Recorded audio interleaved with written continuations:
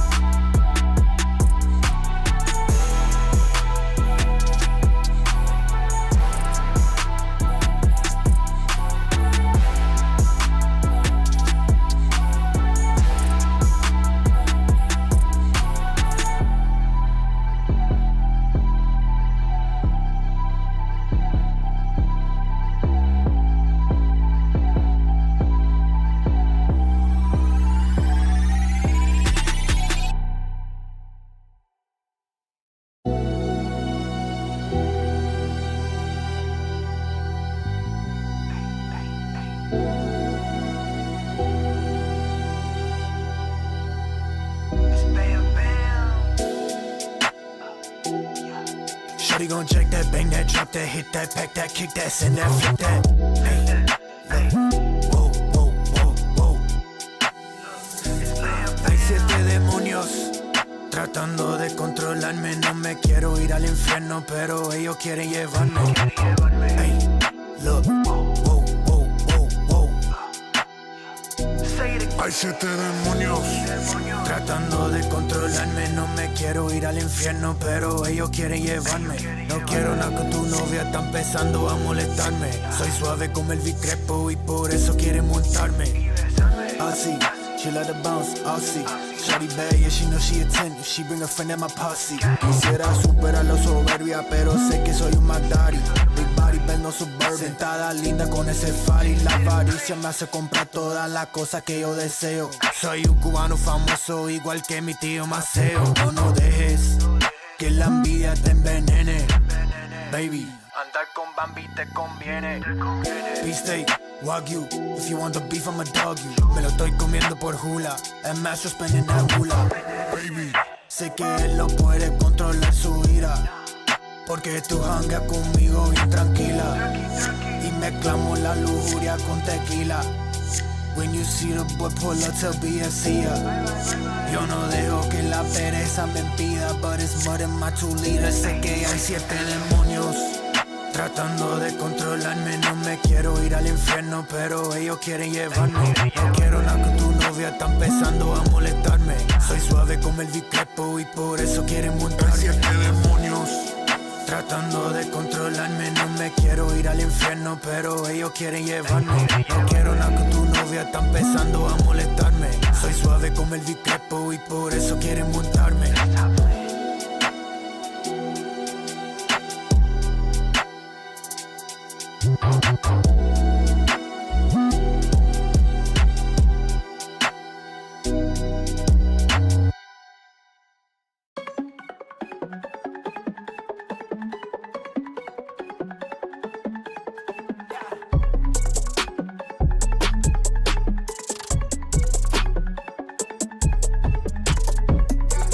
It's 3 a.m. I just touched down. Wanna call me to buzz down. It's love over lust now. I don't know who to trust now. Tell me who can I trust now? Hey, yeah. It's 3 a.m. I just touched down. Wanna call me to buzz down. It's love over lust now.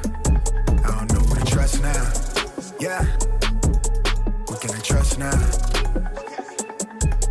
Hey, lately I've been on the go. Was home away from home, inner teed up on my own. Load up the beat, I'm in my zone. I feel alive today. Don't fuck up my vibe today. Don't come at me stirring my pot. You might get erased from the plot and end up on the plot of them grass blades. They been throwing me mad shade. All this ducking and dodging, your offs in the wavelengths. You negative headspace. That version of me that you thought that you knew had been newly updated. I'm activated. Whatever they on, oversaturated. I'm the cure, my intention is pure. My life been a blur, yes sir. Yeah. I've been stitching my wounds and flipping my tunes and versing my curses. I wrote it in braille, never stale. I spoke it in cursive. I'm not from where earth is. The features ethereal, the ancestors surging through veins. I've been curving and purging all person in places.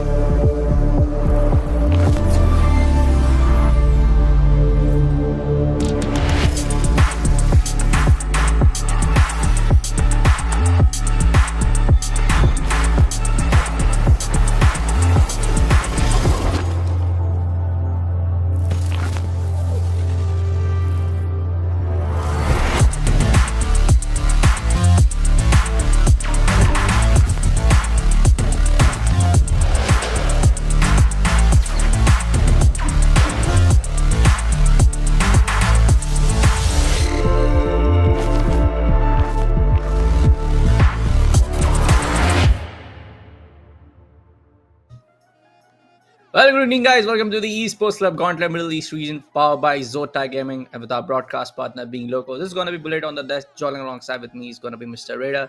Rada, welcome to the second semi-finale day. And how are you doing today, man? Yeah, pretty pumped up to see what is going to happen today because, as you said, it is the day number 2 of the semi-finale in the TEC Presents Gauntlet series. We have already seen a lot of action yesterday, but the only complaint as a caster that I had was that the teams were not that consistent. Few teams were performing in the first maps, few teams were performing in the last map, few teams were performing in the mid maps. But who was that team which was most of the times consistent? I believe if you talk about the overall standing, yes, it was team Nevermind, but the fact that they just have 44 points in 4 matches, that means there is an average of 10 plus points, let's say 11 points in particular maps in each and every match that they have got. But I believe in the current standings, should be an average of at least 13 to 14 points in their favor in every single matchup. So I'm looking forward to see how the game is going to go from here. Yeah. In the meanwhile, let's take a look at the entire event calendar. Of course, we started our entire tournament for the Gauntlet Middle East region on the 14th of this month. We did broadcasted on 14th or 15th, and that was the open qualifiers from 23rd, from which was yesterday. We started our semi-final phase. It's gonna go all the way till 27th, and on 31st and 30th, it's gonna be our grand finale for the entire event. And especially, folks, let me just remind you, this is not just about the Middle East region. It's more about we are getting to witness the classic PUBG action, which has been there since 2018, 2019. We all know how much we love the game. We all know how much has this specific game has impacted all of the Battle Royale genre itself. But yes, this is gonna be the decisive day, as my co-caster like to call it. And we also going to talk about a lot of teams which has performed really well. On number first, we have Nevermind coming with 14 kills. We have Green Dragon coming with 40 kills. Two, we have Flashback with third overall, starting with 17 kills, but give the place important advantage. Disadvantage there at the third place. But in terms of when we talk about teams like Bullet Train, if we talk about the teams like Full Tilt, they're suffering a lot. But taking a look at the event format, yes, we have 32 teams playing from the open qualifier. We had 8 teams in each group, and from that phase, we had top 4 teams from every group proceeding towards the side of semi-finale, and then from this semi-finale, only 8 teams will be proceeding on towards our grand finale stage. It means that yes, we will be getting our other 8 teams as from an invited format. Yeah, indeed. Let's talk about the stakes. It's actually quite high. Despite of the fact that the teams are fighting for the glory and fighting for their bragging rights of winning this Gauntlet series in their favor, we do have a prize pool of $10,000. The champions is going to get $5,500, runner-ups $3,000 for them, and the third position is going to get $1,500. But that's not it. From 4th position to 8th positions, we do have a huge chunk of G coins. That is the Indian currency of PUBG PEC, which is going to get delivered into their favor. So it's absolutely amazing to see how the whole scenario is going to get converted. And let's talk about the point system. Let's talk about the whole points breakdown, how and when these teams are going to get those points. You talk about placements, only one good placement point is going to be there for the 8th position and 7th one. If you talk about being the champion of a particular map, if you have a chicken dinner, you will get 10 points in your favor. The 2nd position will be getting 6, 3rd position will be getting 5, and every single finish that an individual gains for the team is going to give them 1 good point in their favor. Let's talk about the teams. Digital Esports, Sunshine, Green Dragons disqualifiers, Team Bad Boys, then we have Team Not Bad, we have Team Flashbang, Take Risk, Stardust, Full Tilt, Bumble Squad, Mind Guards, and then Go to Hell, 010 Esports, Bullet Train, and Nevermind. Yeah, man. And a lot of we did talk about on how a lot of teams are not able to perform so well compared to what we see the side of Nevermind. I can also put down the side of DJ Esports, Go to Hell, Full Tilt for now, because they are in the top 5, top 6 for now. Full Tilt is at the 7th position. But let's taking a look at the schedule, folks.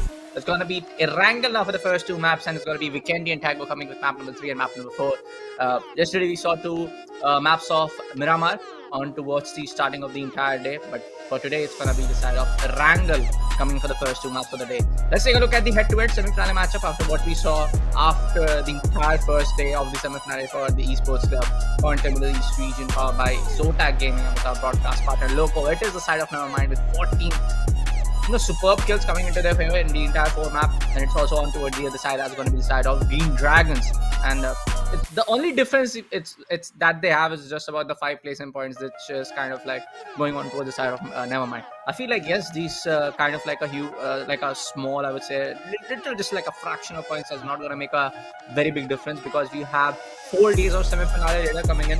Of course, this is going to get affected to a lot of teams on how scoreboard can change drastically in the upcoming matches. Apart from all of that, guys, remember this is about the qualifications, not being the champions right now. So if you are in the top 8, you are comfortable. I'm talking about teams like Bullet Train, Full Tilt and Go to Hell, which are actually on the verge of getting disqualified and going down to the bottom 8 teams. But for now, they've still got their own charm in the game and they have already got a good instance. If you talk about Go to Hell, they've got 32 points. But exactly opposite when it comes to the numbers for Team Full Tilt. They've got 23 points in their favor, pretty same to what Bullet Train has also got. So the fact that Bad Boys, Disqualifiers and Team Sunshine Esports are a bit close to them in terms of the point system, they can easily bounce back if they have a chicken dinner or if they perform equally well as compared to Full Tilt and teams like Bullet Train. Because yesterday, if you guys remember, Disqualifiers was trying to take a lot of fights. They were trying to initiate a lot of movements. They were trying to get into the fights in a lot of moments. Although the result was not that fruitful for them, because if you talk about the map of Taego, I do remember that they were fighting against Team Green Dragons, and then all of a sudden Team Bad Boy came from the back end. Apart from that, actually not Bad came from the back end, and then Digirad also climbed the ridge and they also were able to shoot down a lot of players. So it was actually a very big sandwich situation for them, but this shows that Team Disqualifiers is willing to take fights, and that is the key factor which is going to help them, because the point system, it is actually going to force you to take some good fights. And if you really want to cherish the point system, if you really want to go for the placement points, you have to be in at least top 3 positions, which is kind of a statement that not a single team can make throughout the 16 matches. There are going to be some early downfalls for you, there are going to be some long matches for you as well, but one thing that can be consistent is your aggression, is your strategic aggression. And if those strategic aggressions are going to be there, where you are going to figure out a way to slam onto a team and then eventually push them down, then eventually take them down, I believe that can be a little bit more fruitful than the approach of taking down the zone every now and then. Because even if you are able to predict where the zone is, while rotating you might actually get shut down, and if the rotation is also successful, your prediction is also successful, while defending a particular PY in that particular play zone can be a situation where you can take it down. So you can't really predict how the game is going to go. You can predict one thing, and that is your gun game, and I believe that's exactly what every single individual PUBG PC players tries to practice, that my precision is going to work out, and if a 1v1 comes in, I'm at least going to take it in my favor. So I'm looking forward to see how that is going to result today. I kind of agree. I kind of disagree with the part where you say, you can predict your gun game. It's always comes down to the unpredictability, because sometimes around the teams are not very clear about the other locations, other teams intel where they're gonna be placed apart, where they're gonna just hold on their angles, where they're gonna be. It's more of like on, yes, you have to be very on point with your entire gun game. You have to be very decisive on where you want to take up your fights or not, because most of the time we see, like when it comes down to side of PUBG, the first play circle happens in, and then it's almost like the 60% of the play area of the map gets restricted. So I feel like, yes, you should do your proper, the kind of, I would say, the kind of time management needs to be run. Because yesterday I saw teams like Sunshine, I saw teams like 010. I even saw teams like Mindguards taking a lot of late rotation. I would say, like, in terms of, when I say late rotation, means like you are getting picked off by some other team when you're trying to rotate through a vehicle, or some around when you're trying to rotate from a different kind of a POI. But for now, folks, we proceed on towards the first map for the second day of the entire semi-finale segment, and take a look at the first circle, going all the way towards the side of Milta Power region, going all the way towards the, totally the opposite side where we're seeing yesterday's, first circle of Miramar. So yeah, teams are gonna get affected a lot, in my opinion, when the entire, circle shift is happening into the side of Mansion, Prison. You have Yasna Poliana coming in. So I feel like, yes, the teams which have gone to the side of Yasna Poliana, as per my knowledge, you get a very decent loot over there. Also talking about the side of Shelter, also the side of Woodcutter Camp, you get decent loot over there. But what do you have to say about the side of Prison and Milta Power? I mean, these are one of the most secluded compounds that you get in this particular map. But then again, loot is kind of decent. If you are an individual squad which is jumping over there, you are the 4-man players who are jumping over there, you can easily cherish level 3 loots in your favor. But then if there is a contestment when it comes to teams dropping in that particular location, obviously rotating back from that scene is also very difficult. And at the same point, looting the best is also going to be really, very difficult, because you get more than 4 players, to be honest. 8 players are going to be there on that particular note, and they're going to take some fights with you, and they're not going to let you go into specific compounds, because if you try to go over there, they're going to put some shots onto you, and obviously all of these things can put a lot of pressure. In that terms, I believe Yasnaya Pochinki, and then you talk about Georgiapol compounds like Georgiapol, Southwest Compound, and Northwest Compound. You talk about military base. These are few compounds which are very beneficial, because even if there are 3 squads in those compounds, you can still get some good loots in your favor. You can still get some good fights, and even if you get knocked out, there is still a chance that you are going to get the revival, because again those compounds are a little bit tricky to completely take in your control. But Go to Hell on the other corner finds the first fight in the farm region, and they've already taken down one good player from Team Take Risk. And remember, guys, in the overall standing, Take Risk is standing and chilling at the 16th position. The farthest that they can be from the table toppers list is going to be the position where Take Risk is right now, and they just have 2 points in the overall standing. So climbing back in the ladder is definitely going to be a well contested match for them. They really have to get at least 2 or 3 chicken dinners in their favor if they really want to find their way back in the at least top 8 teams. Right now they won't be chilling, bro. Right now they will be in a very, very kind of like a surprise state on how they're gonna get some kills. But take a look what's gonna happen. Monitor puts up a nade directly towards the side of Crossco. What? Oh my god, this is not gonna be a very usual good situation coming in for the side of Fancy, trying to go for the hip fire. Watertron, he gets knocked off. Heaven's gonna be the guy who's gonna take down the side of Watertron. Watertron, on the other hand, is gonna get a little bit of trade game right on towards his favor. But it's going to be a little bit of slam coming in towards the last guy from the side of Green Dragon, trying to just keep his team alive. No call-outs for now because he's grown. As now, right now, he's now moving around his mouse, trying to look apart towards other, angles. He's very unclear about where's the last guy yet. Now it's going to be Heavens to have a clear intel about his whereabouts. Now he's trying to push up on. He's trying to be very ready. Not trying to give any kind of like a special, I would say very clear kind of like audio. He's not trying to go with a dash sprint way. But he gets it. Oh, no! Grons will be able to take down the side of events, and now the entire team. Like, I feel like there's gonna be just one more guy. Oh, okay, Gron is still alive. Okay, I just thought for a second like, okay, he's been knocked apart. But anyways, folks, now it's gonna be Gron to try to go for a revive now.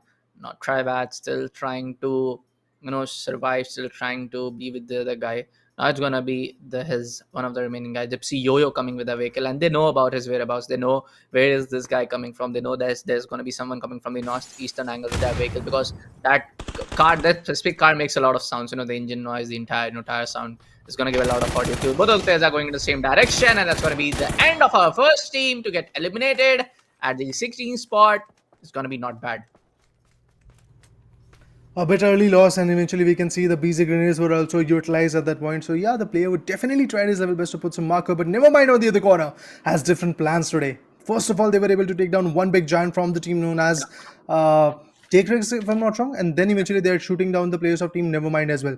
Looks absolutely amazing. Have to really see how far these teams are going to pull themselves, because today is a day where sort of a start of comeback is going to be there, and obviously the day number 3 of semi-finale, that will be on 26th of October. That will be the day of comeback for me personally, because on that day, a lot of teams are going to bounce back in the leaderboard. Obviously, 50% of the journey would be done and dusted till that time, but still, I believe there is a large scope of coming back in the game. But Bullet Train on the other corner, I've got the information. The MK12 shots are going on onto the Dacia, but the connections are not that vital, and it's actually quite not fruitful at this point. Take Risk on the other corner. One good guy from that particular team just escaped and was able to get eliminated initially in the farm region, remember? And now the other players are also in trouble. Take Risk is not at all at a very good spot. Look at this. Abudi has been picked out. Even Exoration has been picked off. Team Take Risk, what is happening to you? Why are you falling like that? And look at this. The frags are being collected by the other guys. It's Murful who gets 2 out of this. The knockouts were there from Go to Hell, and eventually the finish came into the favor of another team. Amazing play, but Take Risk, they become the 15th one to go out after the particular team known as Not Bad. The performance of Take Risk is also not looking that, I guess, pleasing, because again they are going a little bit early when it comes to the games. And overall, if you talk about 5 matches that have been happening in the semi-finale, 4 yesterday and 1 good match today as well has already happened for Team Take Risk, because they have been eliminated. They have gained just 2 points. That means there is not even an average of 1 point per map. They are actually riding very low in the game. They have to bounce back. They have to retaliate, because Erangel is the OG map. You have to figure out how you have to perform and pull through the most fruitful stance in this map, because Miramar, Taego, and Vikendi won't be that predictable for you. Yeah, especially we have seen on towards map like Taego. I feel like there are a lot of teams, like even top tier teams which have positioned themselves in the top 3, top 4 for now, struggle a lot to even get like a decent set of amount of kills. I remember teams like DG Rad, if I'm not wrong, the side of even Not Bad was one of the very earliest team to get eliminated at the very, I would say, early spot towards the early minutes of the map of Taego. On towards the side of Vikendi, I felt like, yeah, they were pretty much confident, but on towards the side of, on towards the map of Taego, I feel like there are a lot of all of these top table toppers, team which kind of suffered a lot in terms of getting kills, in terms of taking rotation, even in terms of taking up a stronghold POI, holding that for a second or for like a single zone itself, like the entire circle shift, waiting on to just for some other teams to come by themselves and take up those fights. But I feel like yes, Tago can be one another map which a lot of teams need to just focus upon, getting those kills right, getting those shots right into their favor. Right now, we see the side of Inkas Muffle has someone spot. He has spotted someone from the side of Nevermind, but for now he's gonna know that yeah, there's gonna be one guy who's trying to play on towards the similar ridges. Talking about the side of Laden Triple N, he's trying to hold up onto the same vicinity, same house where we saw him just before, where two of the shots from this teammates went on toward the side of Take Risk team, and they're just trying to hold down the entire compound for now, which is gonna be the usual play when you are already having those decent, I would say, amount of kills coming in the start. But hold up a second, it's going to be in Kazmafel to go all by solo in towards the eastern direction where the Nevermind teaming holding up, and the other two guys are just waiting on. So might not be the right thing to play on this kind of split and in a very open space right now. What do you think, Rita? See, there is a role when you talk about a squad match. You have an IGL, you have a flanker, that means a support player, and then you have got an assaulter, you have got a sniper as well. If you talk about this game, PUBG PC to be specific, we will get to see a lot of sniper play coming in and a lot of marksman play coming in, but that is the usual play for each and individual.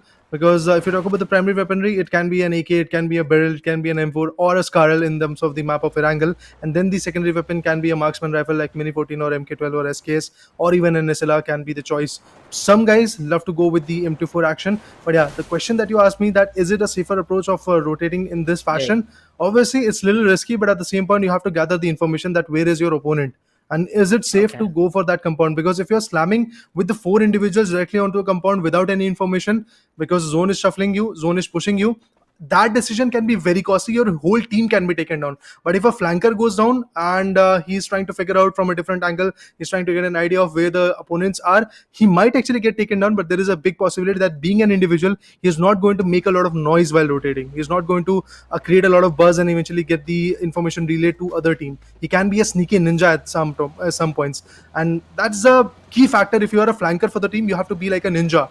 You have to survive, you have to figure out a good flank position. But obviously the way that guy was rotating, it was in an open spot, so it was a very risky rotation. But then again, it paid off because this was the second play zone, and in the second play zone there are not a lot of teams who are trying to go for the scavenge hunt, trying to figure out every single angle in their favor. Teams are a little bit more adamant on the fact that they have to get their utilities, they have to get their fights. But let's talk about the fights. Bullet Train, look at this. This is the exact situation that I was talking about, Bullet. And I'm so happy that I got an example, because these guys did not had any information that on that compound there is already a team which was waiting patiently who had a defensive cover, and they didn't have that information. The price that they paid was a full team elimination. And if a solo individual could have gone over there with a vehicle, a flanker of that particular team could have gone over there with a vehicle, he could have got some information that yes, there is a team. Or maybe even if he's going to get eliminated, the other three players of that team would have got the information that yes, that is a danger zone, we should not go over there. And if we are going over there, we should be cautioned, we should be taking some precautions from that angle.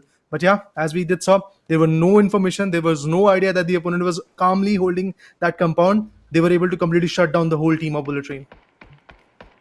Yeah, it's now gonna be a tit for tat coming in for the side of Bulletin. We were just talking about, we were just discussing the entire scenario, how it can sometimes kind of fall back upon to you. The entire slingshot can fall apart on you, and that entire slingshot can also that approach can also help down to take on some of your opponent team's player. But yeah, Bulletin is gonna be another team right now to get eliminated at the 14th spot. Now there's going to be the third team. The first team to get eliminated was none other than the side of Not Bad. The second team to get eliminated was Take Risk, and now the third team is going to be a side of Bullet Train. And Bullet Train was just like you told, man. Bullet Train was one of the teams where Go to Hell was trying to punish down the side of Take Risk in a one-on-one fight. Very close quarter combat was going on, and it was the side of Bullet Train to just confirm two of the knocks coming in from the side of Go to Hell.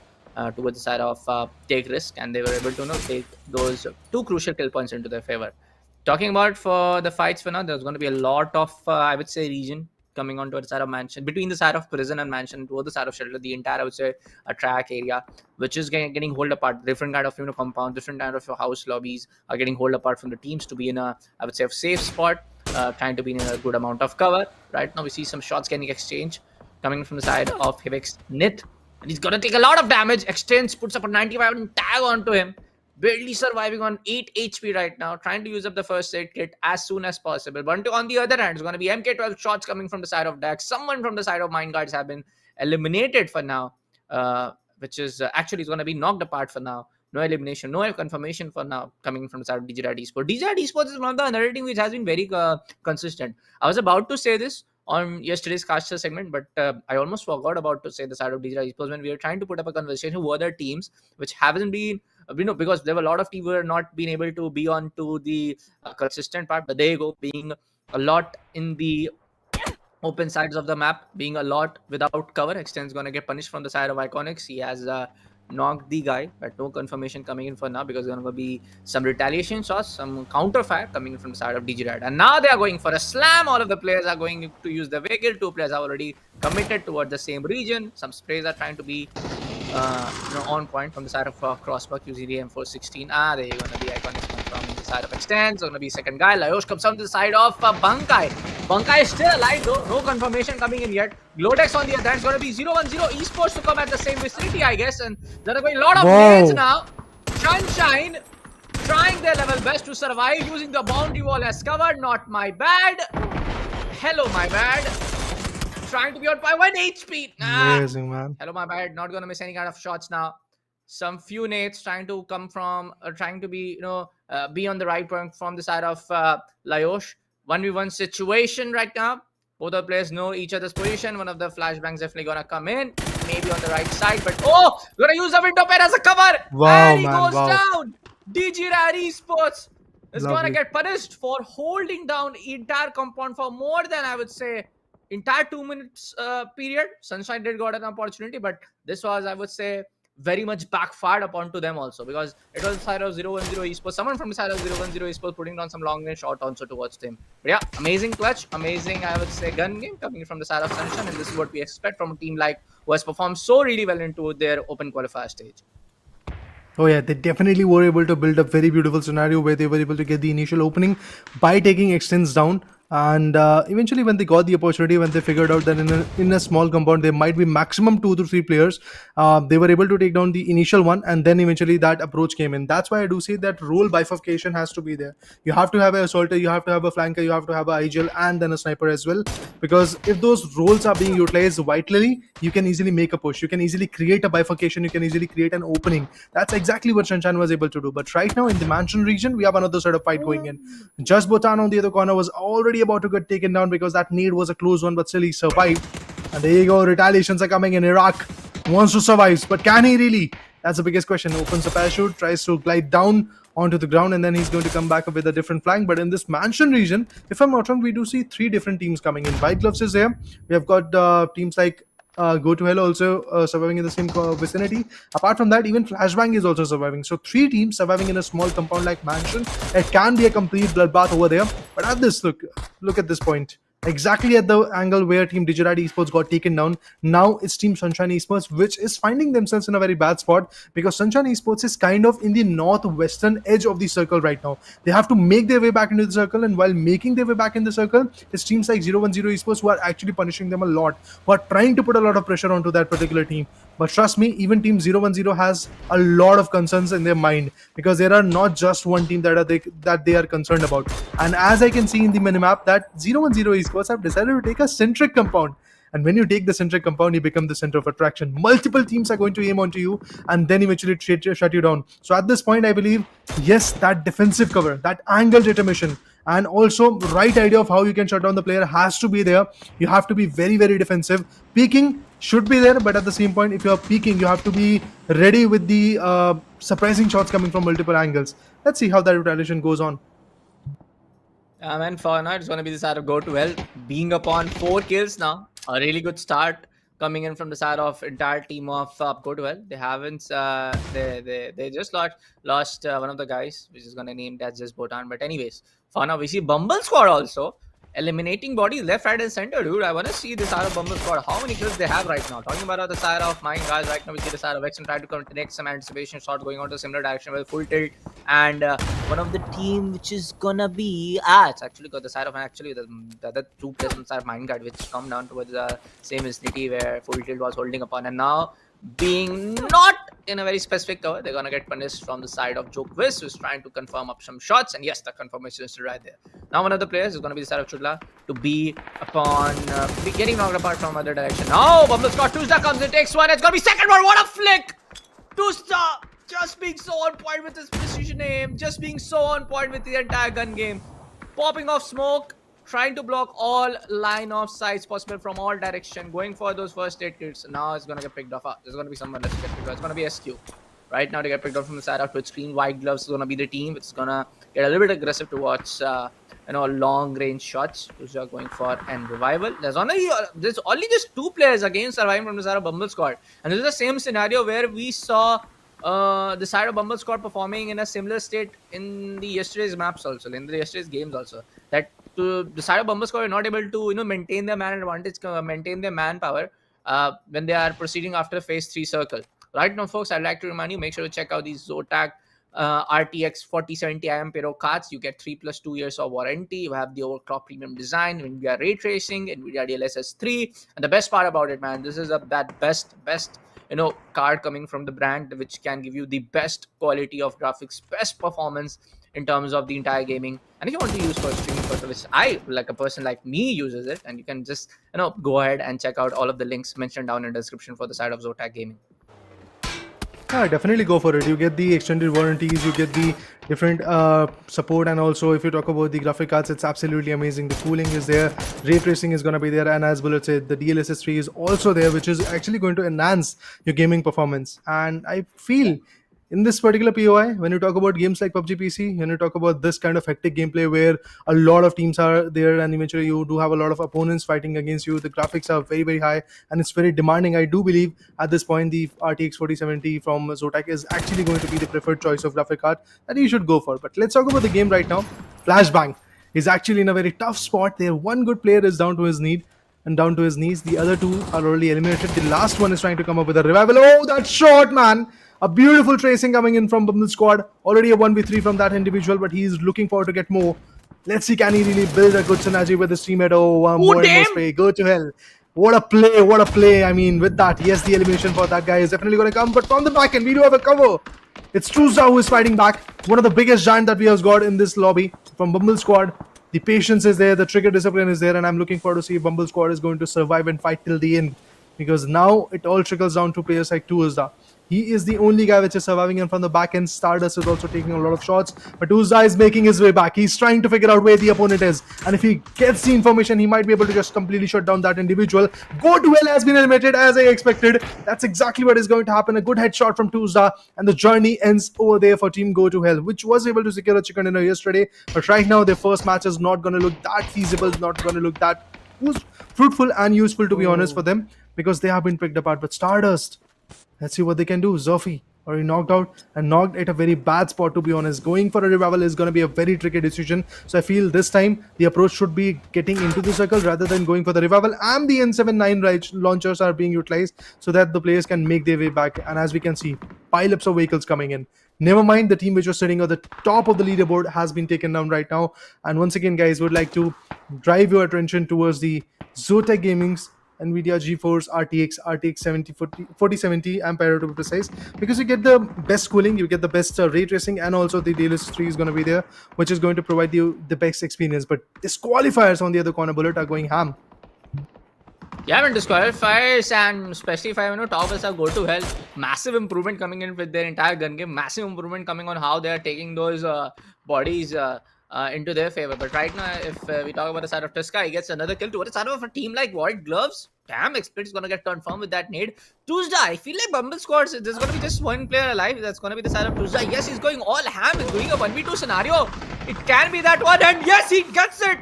He gets it. 1v2. Damn, boy. Tusa just going all ham. And this is the Bumble squad that we wanted to see from a long time. I would say when we have seen a team like Bumble Squad performing in the same circuit, same tournaments, coming in from the side of East Coast Club, that was something else. And compared to what we're seeing today, it's going to be Tuzda to just lead up the charge for his team for now. The squad first on the other hand, quick step 2K using all of the smokes to provide a right kind of cover towards his down, teammate. Right now, it's going to be Kudla to be with a Dragonov, I suppose. His entire armor is kind of like straight off now, using all of the healables to be on towards the 100% HP. 0-1-0 Esports having a massive cover advantage, a massive, I would say, circle advantage, a massive, I would say, point advantage. Oh, Nitz gets down the side of Iconics. He's just gonna down upon that same guy where Dakul was holding up on his focus though. And now Shanshan has to proceed on with just 3 guys. Yeah, he's trying to be a little bit aggressive. Hyped gets the shot. Now it's gonna be a Sarma to take on the side of Tuzda. Bumble squad gets eliminated at the 7th spot. Last 5 teams are remaining in. Flashbang also gonna get eliminated at the 6th spot. It was a vice versa situation over there where the last guy was trying to fight out over the side of Bumble squad's last guy remaining in. A lot of shots. It's gonna be MK47 Mutant variant to be used by the side of Carla. But for now, I feel like, yeah, this can be the game of 0-1-0 Esports if they are able to hold off. If the circle is in their favor, it can be their, map where they can get and good winner chicken dinner.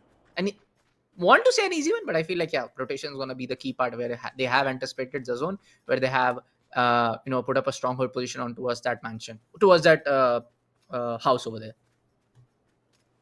Yeah, they have to figure out those hard covers. They have to figure out where the compounds can put a lot of pressure onto them, and then eventually rotate alongside so that they have the best out of this particular POI. And I'm definitely looking forward to see how the game is going to go, because this is a zone which is kind of northern to the areas of Mansion, and we do see a lot of clutch moments coming in. Oh, Sunshine Esports has been eliminated. A big name goes down. Sun is going to set down, and with that, 0-1-0 Esports and team disqualifiers are 2 of the biggest contenders. Even Mind Guards is out of the equation with 1 good shot coming from Dakil with the MK12. Amazing plays coming in. Players have figured out what they have to do. Oh, that was a good spray from Green Dragon. Cross-score definitely with the M4, one of the most precise weapon that you can get. He was able to take down the player, and also the combination of 3x definitely, in a subtle way, gave them the advantage. But now Disqualifiers, who was definitely standing a chance fighting against Team 0-1-0 Esports, is now falling down, because the only individual that we do have from Team Disqualifiers is going to be Tiska, and the other guy is going to be getting eliminated from Team Disqualifiers. And as we can see, it's a 2v2 scenario for Team Green Dragons. But the other guy from the Team Disqualifiers is already knocked out. He's searching for a revival, and he gets it. Quick Step 2K is going to be back in the game. He's going to first of all repatch himself and then work his way up to the ridges and then eventually take a fight. I'm definitely looking forward to see if that is going to get unfolded. Look at this. Tiska pushing forward. Indeed, a beautiful spray coming from Grown. He's going to finish the player off. Even the other guy gets spotted. Man. Did not had any kind of utils in his favor. And Als also has been taken down. But for now, it's an easy cakewalk for 0-1-0 Esports. I don't believe that even a single stance can be out of their hands. It's an easy cakewalk victory. And look at them. They're so confident. They are pushing outside the circle. They're out pushing outside the play zone. And then they are taking down the players. But Drone retaliates, takes down the kill. The overconfidence is definitely going to be there. I believe the overcommitment, to be honest, is going to be there, because Team 0-1-0 Esports thought that they can easily shut down the opponents, because it's all about a 2v4. They can easily do that, but obviously, guys, it's not that easy. Green Dragons are making their way up to a winner chicken dinner. Let's see if they can really figure it out. The stun grenades are going in. The flashbangs are being utilized at this point. The smokes, the utils now are going to be utilized. And look at this, the nades. Red tracings are obviously for the grenades, and that's what we do see. But another knockout, Glodex! He gets taken down. Look at the angles that Green Dragons are trying to build. They are giving a harsh amount of damage out to the player, but they really have to pay the price as well, because the opponents are also very strategic. They're coming from different directions to hunt down the player, and now it's all about Drone. Yes, we haven't seen him clutching the moment against Team Not Bad, but right now he won't be able to survive, because the winner chicken dinners will be in the hands of Team 0-1-0 Esports. But trust me, the number of frags is definitely going to be in the favor of Team Green Dragons. I mean, Green Dragon went. I feel like they had 12 kills coming in with the last 2 guys standing in, and Green Dragons have definitely improved their entire game. I mean, like, even if we talk about the side of all of the teams which haven't performed so well into the first day of semi-finale, this is a massive improvement coming from all teams. Whether we talk about the side of even if we talk about the side of Full Tilt, even if we talk about the side of Sunshine, even if we talk about the side of Disqualifiers, all of the teams have performed so well in the entire gunfights. They have performed so, I would say, brilliantly compared to what we saw into the first day of the entire semi-finale stage. I feel like this is the kind of like the momentum that we needed us as in terms of gameplay that we wanted as caster to just get down the entire frags, get down the entire action, get the right kind of drama to just narrate it very beautifully. But yeah, huge improvement coming in from the side of Mind Guards. Huge improvement coming from the side of Bumble squad. All of these 4-6 teams, which is struggling a lot in terms of the entire gunfight, have improved a lot on towards the second day of semi-finale. Well, I'm so happy to see that Green Dragons definitely was able to embark on a new journey. Initially, they fought against Team Not Bad, where Krone was the one who was able to clutch out the moment for the team. Otherwise, the whole team could have been taken down that early. And yesterday, also in order to wrap up the day, Green Dragons had a 24-pointer chicken dinner in their favor. And now, again, they are starting at a good note. So I feel, yes, Green Dragons is trying to be one of those consistent teams. But for now, we will get to test their consistency in the next 3 matches. But we are going to take a short break, and after that, we'll get to see the next map of Erangel.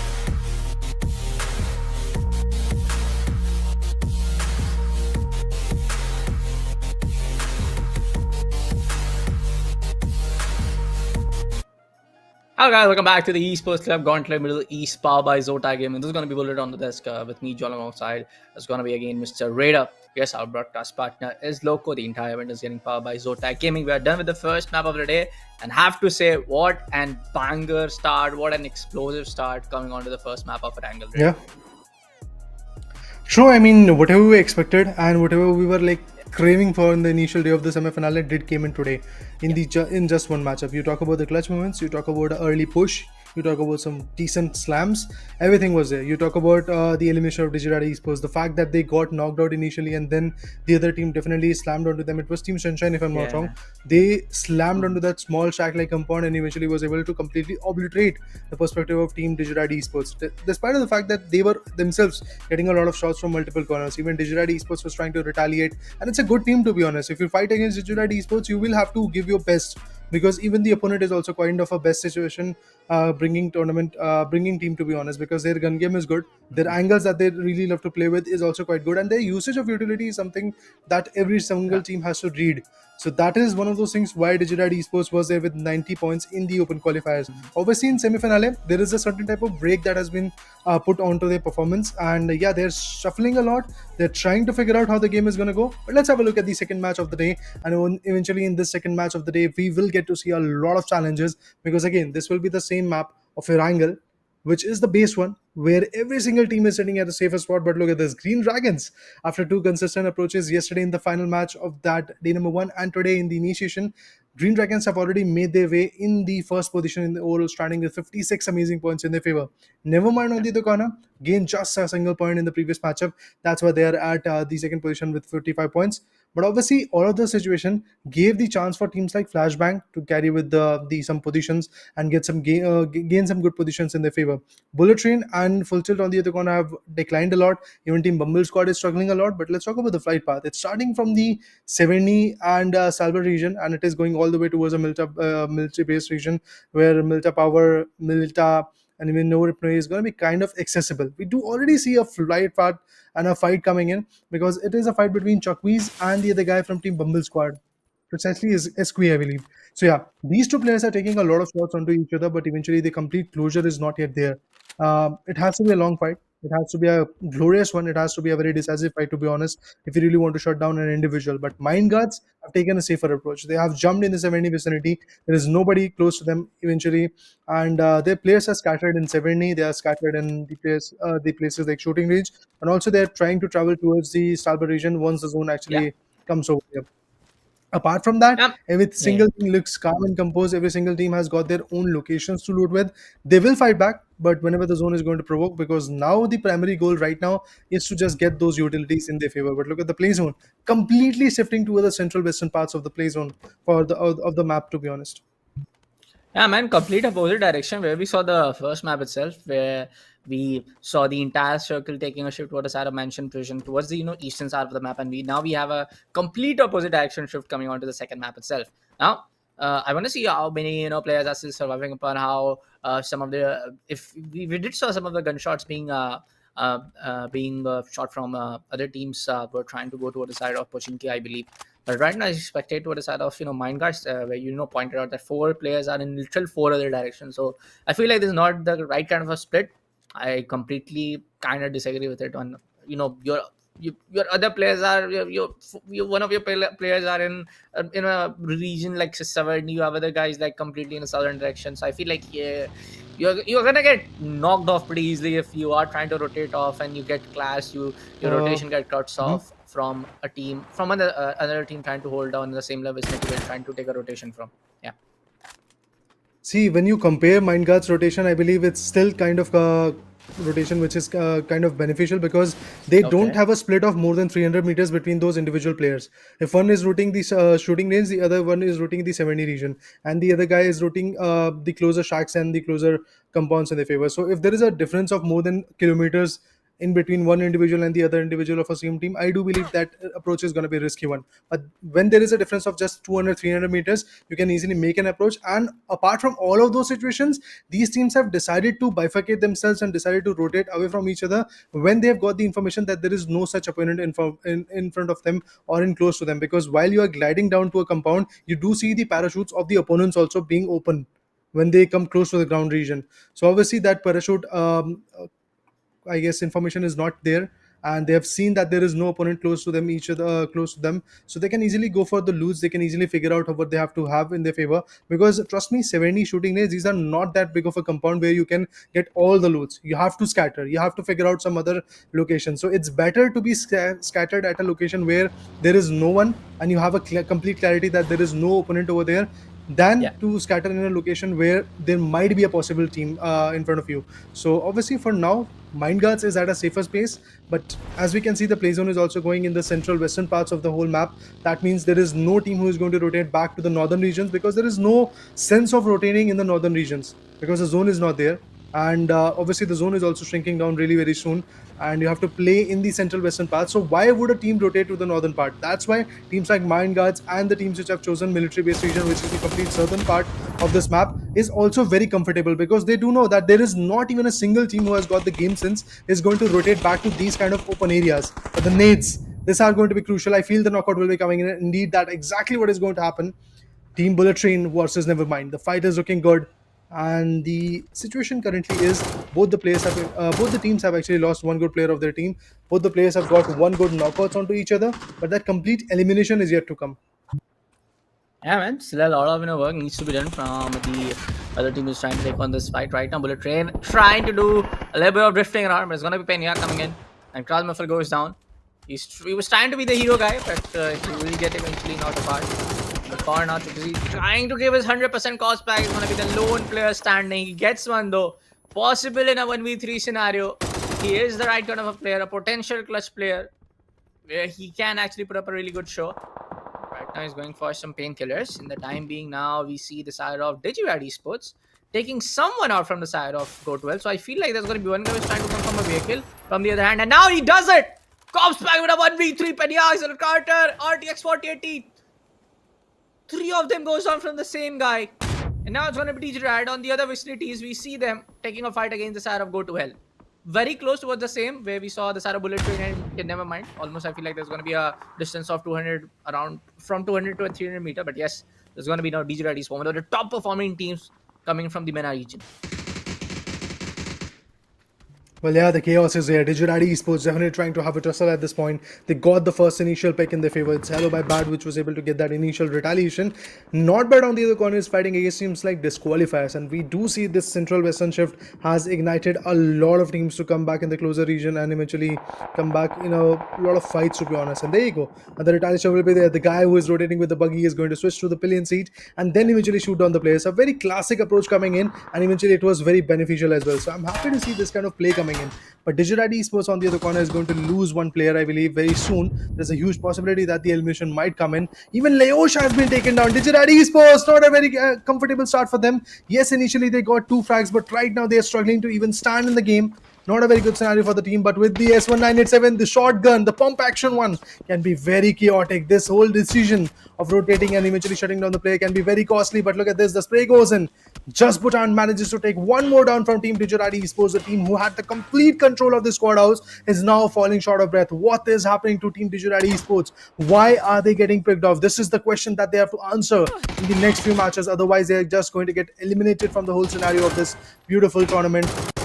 In the semi-final, to be honest. But look at this, another retaliation. Brazil gets taken down. With that, Iraq and just Bhutan, these are the 2 players who are surviving in the game, who are trying to figure out, who are trying to retaliate. Let's see what the information queue is all about, because they have got the buzz, they have got the idea that there is going to be a team which is pretty close to them. And look at this, in the garage, the elimination comes in. There are some more nades going in the lobby, and it is between Disqualifiers and Team Not Bad. They are wreaking havoc onto each other. But I would love to see if the complete elimination of one particular team is going to come, because we do see Killfeed going bonkers, but still a complete elimination of one such team has not yet been there. Take risk on the other corner with the Orm. Oh, finally some sniper action, and that too a premium one.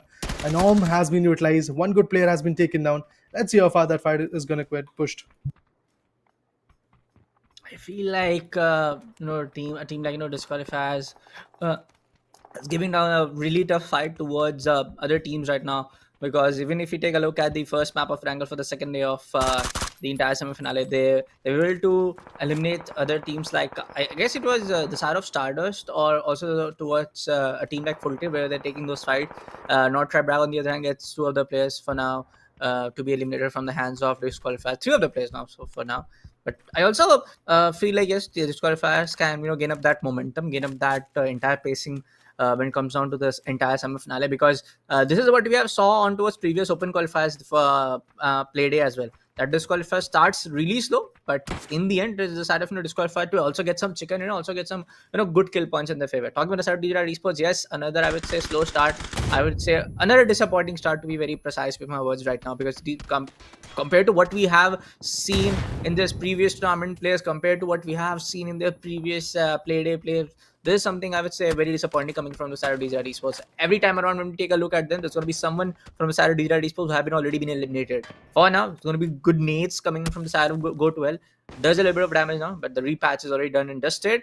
It's going to be the side of very closer to the side of the hospital area. So yes, if they have any kind of vehicle around, if they want to get their positioning just change as soon as possible, this will be the right time to just go and use the vehicle. But yeah, depends the kind of vehicle that you're having around. It takes a slow start with some of the four-wheeler based vehicles, which you can get penetrated upon from the closer angles, which is going to be the similar case right now. On towards the vicinity of, I believe this is going to be the hospital area region only. It's going to be very closer to Georgepur and hospital area. We see the other teams like Sunshine Esports holding down their grounds. But let's see what's going to be the case of Go to Hell and Digirat as we spectate them right now. Multiple teams are close to each other right now because of the shift that was there, a central western shift to be precise, and obviously Georgiepool, hospitals and areas like that are going to be very interesting area to play along with, because you do get the hardcore covers and you have different angles to play with. But look at this retaliation. Sunshine Esports loses Decathlon X. He's going to get completely finished off, that's for sure, but eventually Crossbuck comes in, sweeps down the fight, and eventually Bumble Squad is going to lose one more. Actually, that's Bad Boys who is going to lose the individual player. Mind Guards on the other corner, after rotating from the northern regions of shooting range and severity, now they are also getting picked off. It's Invocation who has been taken down, because these kind of zones demand early rotations, and if you have those early rotations, you are going to get escaped from the let's say gatekeeping scenario, and that's exactly what is making me worried. But Sunshine Esports, they are picking one by one the players of team Bad Boys, and Bad Boys have lost Screams and also the other individual which was on top of that route.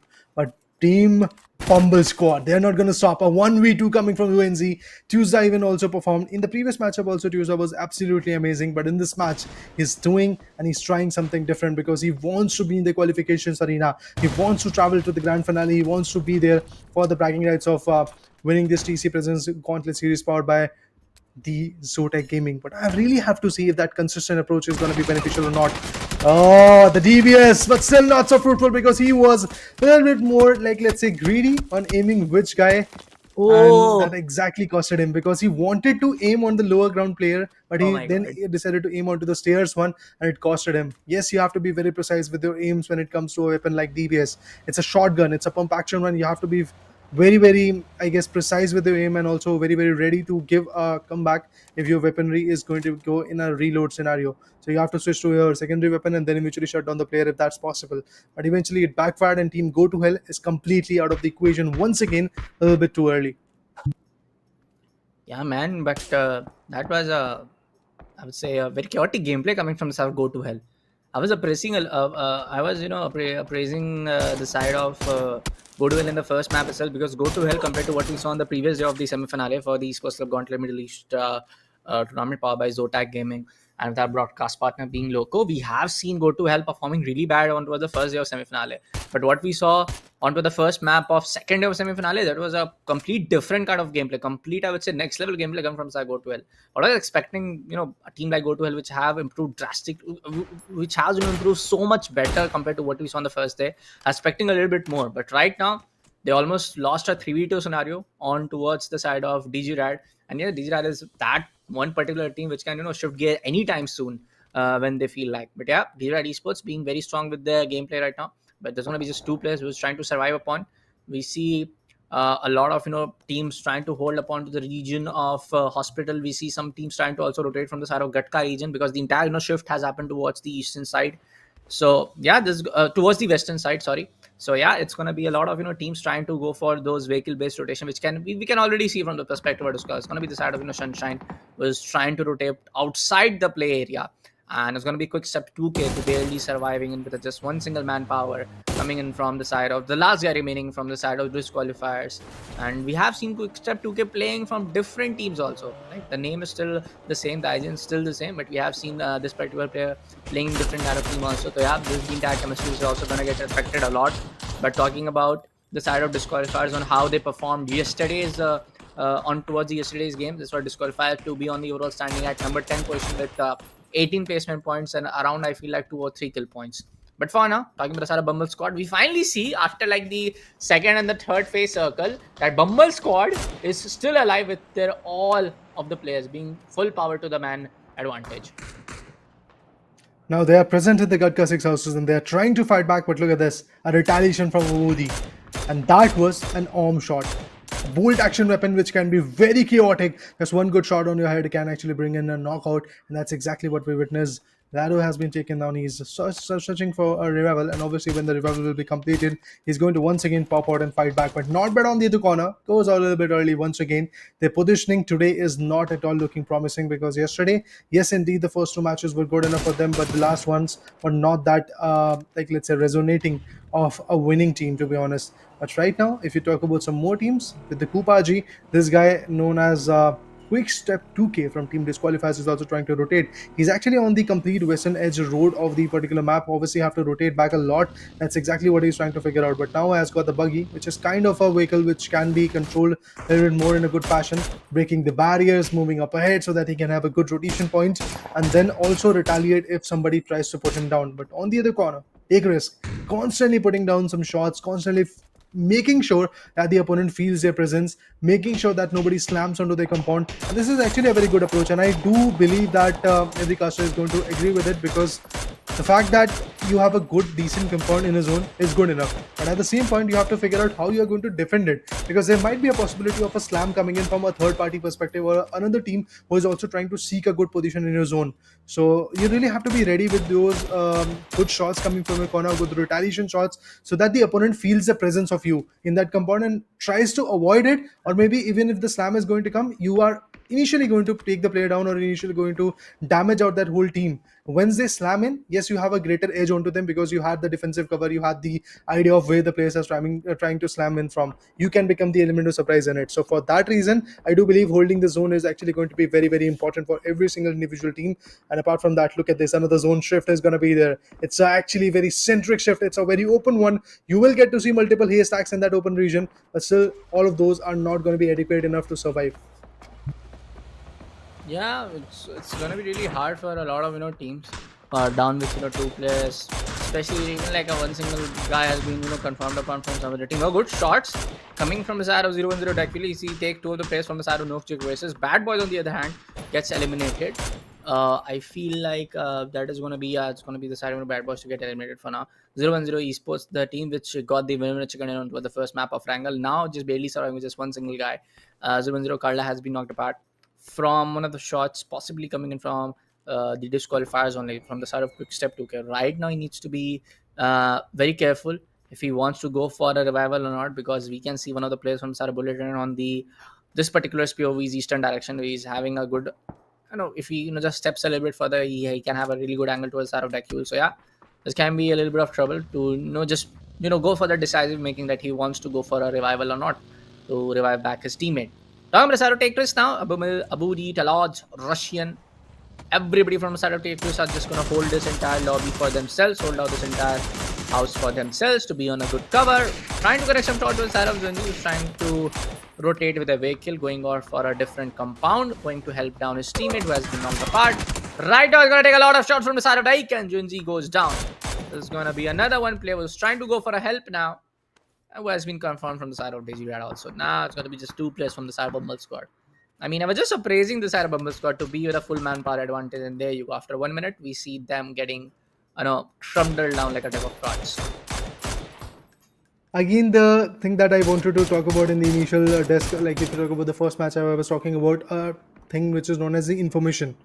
These guys did not have the information that there are opponents sitting beyond that ridge, and they decided to slam all the way towards that component. It actually was very costly decision for them, because we can see Juenzi and Tuzda, two of those players who were the most fruitful player from this particular team, are now taken down. So obviously that aggressive stance of the team is going to somewhere get diminished. So the other players who are surviving are now going to get in a defensive mode. They're just trying to fight for the survival, not going to go for the finishes, not going to go for those eliminations. On the hindsight, if you talk about even 0-1-0 Esports, in the previous matchup, yes, they were able to secure a beautiful chicken dinner, and it was an 18-pointer if I'm not wrong, but right now they are also struggling. Look at this. The other guy got taken down with the vehicle slam, but have to see what the other guy is going to do. It's a 1v1 fight. Indeed, Carlos survives. His helmet has been blown to bits, but he survives with the help of a barrel in his hand. He was able to retaliate. The 7.62 ammo definitely was able to help him out when it comes to giving that damage. And the other guy from Digirad Esports, the last one, had a lower ridge advantage. But oh, what is that? Even 0-1-0 Esports is going to get picked off from Quick Step 2K. The shot got connected, and eventually the last guy from that individual team also gets taken down. But you can have the advantage of the best performance from a PC by utilizing the Zotac Gaming's presence. GeForce RTX 4070 Ampero edition of the graphic cards. Make sure to check it out, guys. Links are given in the description, because you will get the cooling, that is the Ice Storm 2.2 cooling, and apart from that, you will get the ray tracing, you will get the DLSS 3 as well, which will give you an edge over the performance and obviously improve your performance as well, because if you have the hardware, you have the guts to fight back. Yes, sir. Talking about the side of Sunshine Esports, looking very much confident, as there are a lot of vehicles around to just be on the similar place. Right now is going to be the side of your Bankai to be a little bit of small split compared to what other three of his teammates are placed upon. But right now, talking about the side of Green Dragon, I guess they do have a little bit of intel. There's going to be someone towards the northern sides of Wondertron, as you're taking a lot of ADS towards a similar direction, towards the same direction for now, as we can see from the perspective of Wondertron. But for now, as we can see, which is they're going to beat a team, because yes, Kastak is the observer feed. It's going to be Full Tilt to hold down his entire team. There's going to be someone from the side of Full Tilt who's trying to hold on towards the other house. Okay, so two of the players are trying to be on a eastern side, or the players are trying to be on the western side. They're trying to just make up a sandwich situation where it comes down to the similar rotation. Good strategy, but only can affect if someone falls into your trap. Oh, it takes a lot of damage. Mazzy getting almost knocked apart. Good shots getting connected from the side of Green Dragon. But it's going to be now the side of Crossbear to take down the last guy from the side of Sunshine. Zerpi goes down. Flashbang gets Sub-Zero. It's going to be Suppy to get that nade right on the same track. And it's going to be now Mazzy to help down his one of the guys. Flashbang has come around to clash towards the side of Suppy, and the other two teammates are also trying to provide the right kind of bagger. Ravin got taken on the side of Sarmad. There's going to be now a 2v2 scenario, I suppose. Yeah, it's going to be a 3v2 now. Somebody from the side of back. He was not ready. Oh. What? Didn't ADS at the right time. Pennywise gets the second one. Still, I would say the confirmation is not there yet, as we don't see the second kill coming on to his favor. Flashback up against the side of Full Tilt. Pennywise gets the second. Pennywise gets the second. And now it's going to be a 2v2. Well, let's have a look at what happens next, because Green Dragons is still surviving. The team which is sitting comfortably at the top of the food chain, that means they have got the first position in the leaderboard. They are still surviving, and they are in the top 7. That means they are going to get at least 1 position points right now, and 3 for their finishes.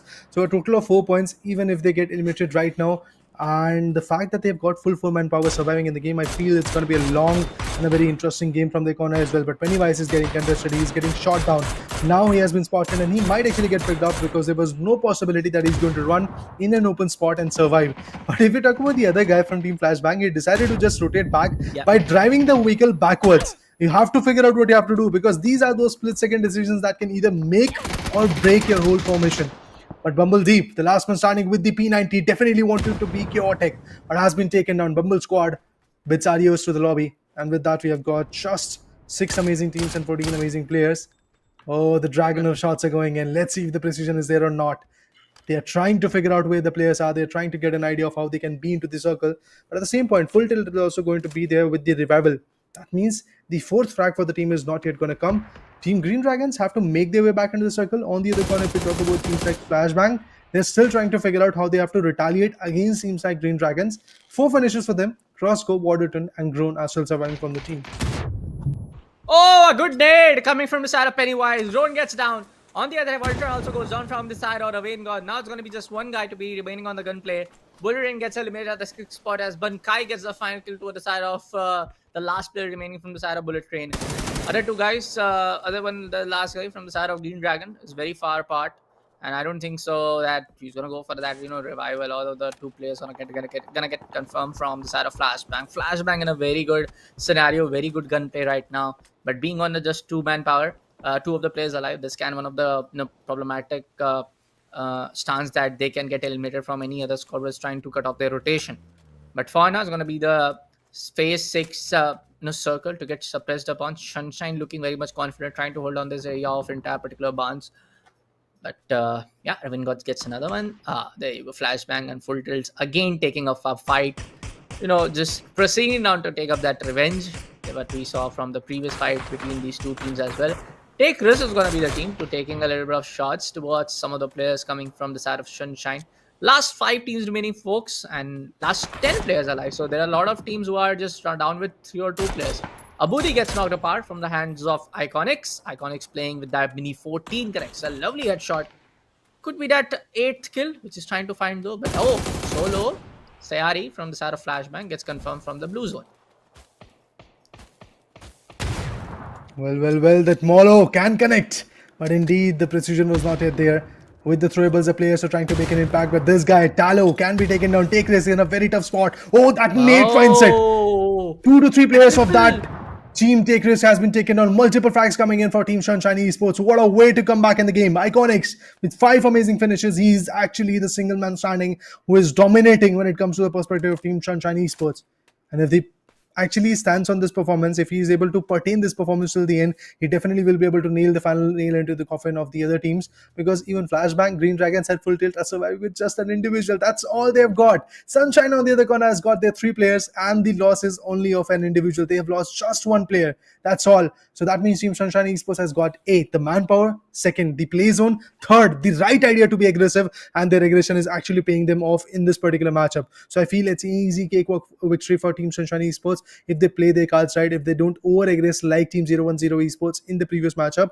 Obviously, 010 Esports was able to win it, but remember guys, initially Team Green Dragons was able to attack them a lot. But oh, look at this. I don't know what the guy was trying to do, but Raven God finds him and takes him down. With that, Flashbang has been eliminated. Now we are between the top 3 teams. It's Green Dragons, Full Tilt versus Sunshine Esports. But I'm way too happy for Team Green Dragons, because from past 3 matches, if I'm not wrong, Green Dragons has been consistent. You talk about the last match of day number 1, they were able to survive. And today also, look at that. Even in the first match, they were at the 2nd position, and right now in the 2nd match, again, I feel the 2nd position is what they are going to get, because Crossco is the individual which is surviving and has to do a 1v3 if you really want to secure a chicken dinner right now.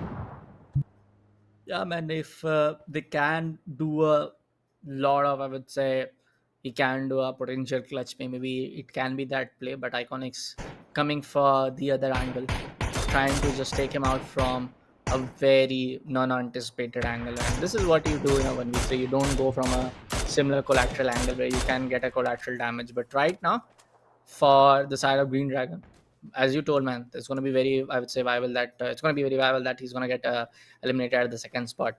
But talking about the side of Sunshine, looking very strong with his entire kill point, looking very strong with their entire, I would say, placement point itself, because it's pretty sure that in a 1v3 scenario, Sunshine would not make up that, severe mistakes, and they're going to get eliminated at the 2nd spot. Chicken dinner is definitely coming for them at this point of time. And yes, Crossco gets spotted. He's trying to put some shot, but grows out.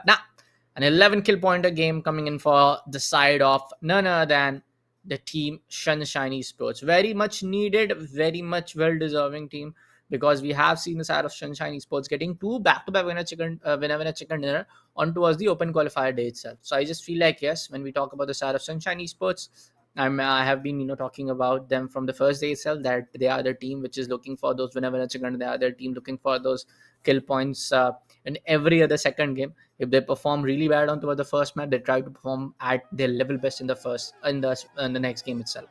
So I feel like, yes, a very much needed winner chicken dinner, very much deserving winner chicken dinner going on to the side of Sunshine Esports. A pretty important one, to be honest, because if you want to climb in the leaderboard, you have to come back with some winner chicken dinners. And even if the winner chicken dinners are not coming, go for a consistent approach. That's exactly what Green Dragons is able to come up with. Yesterday they had a chicken dinner of 24 points, which was able to push them in the top 3 teams in the overall standing after the day number 1 ended. But right now, if you talk about the current scenario, I feel, yes, Green Dragons have made their way back in the top top table list, because Green Dragons, after 5 matches happened, were sitting on the top with 50 plus points in their favor. And obviously with this matchup as well in their favor, they are able to get at least 10 or 15 points in their favor. So it looks absolutely amazing to see a team which is trying to be consistent, which is trying to be very adamant on the fact that they have to survive till the end. They have to go for the placement points and the finishes as well, and they're doing both. This time, unfortunately, they were unable to favor the zone. They were kind of outside the particular circle, and they had to push from an open crossroads, which actually costed them a lot of players. But let's have a look at the highlights so that we have a clear idea of how the game went and what all were happening initially. Initially, we did saw Bullet Train versus Nevermind, and then the fight between, if I'm not wrong, Digirad Esports and the other team was there. Yeah, I mean, like, for the side of Digirad Esports, sometimes they are taking those fights into their favor. Sometimes they are getting eliminated very early. So I feel like this is a wake-up call for them. It's going to be the last two remaining match for the entire day. Take a look what's happened from the side of just Botan. He was having the shotgun in his hand. He was just waiting and playing on those audio cues, taking down the hello my bad name player from the side of Digirad. A very well anticipated shotgun kill coming in from his favor, coming in from his side. GoToHell on the other hand did try their level best to survive up against the side of Digirad Esports, but in the end it was the side of, I would say, GoToHell Esports to get eliminated at the 14th spot, if I'm not wrong. But for the side of disqualifiers, I would say they are able to get some kills. I would say they are able to get some kill points, but not the specific amount which is needed, because right now they are standing at the 9th or 10th position. It's going to be a really big buffer which is going to come at the top 4, top 5, which you have to come if you want to get qualified, because only 8 teams are going to get qualified from the entire semi-finale stage. So if there are 16 teams, gonna do the math, only 8 teams are going to just go above, go toward the next stage of semi-finale. You have to be on the very level best of your performance. You have to perform really good, trying to just maintain those kill points, try to just maintain those placement points. Especially, I feel like Green Dragon is one of the teams from the entire lobby is able to play very consistently in terms of placement point as well, in terms of getting those kill points as well. The consistency definitely has to be there. So yeah, I do believe Green Dragons definitely made a mark today. But Digirad Esports on the other corner is definitely struggling. Initially, if you talk about the day number 1, yes, they had 2 good matches in their favor, but after that, the struggle is quite surreal. Even Team Flashbang is also unable to come back in the game, because Flashbang was able to get the first chicken dinner in the semi-finale. But after that, their situation is just coming up with a downfall. And obviously, we really want to see that team performing exceptionally well, because when all the teams are trying to give their best, obviously the competition goes through the charts.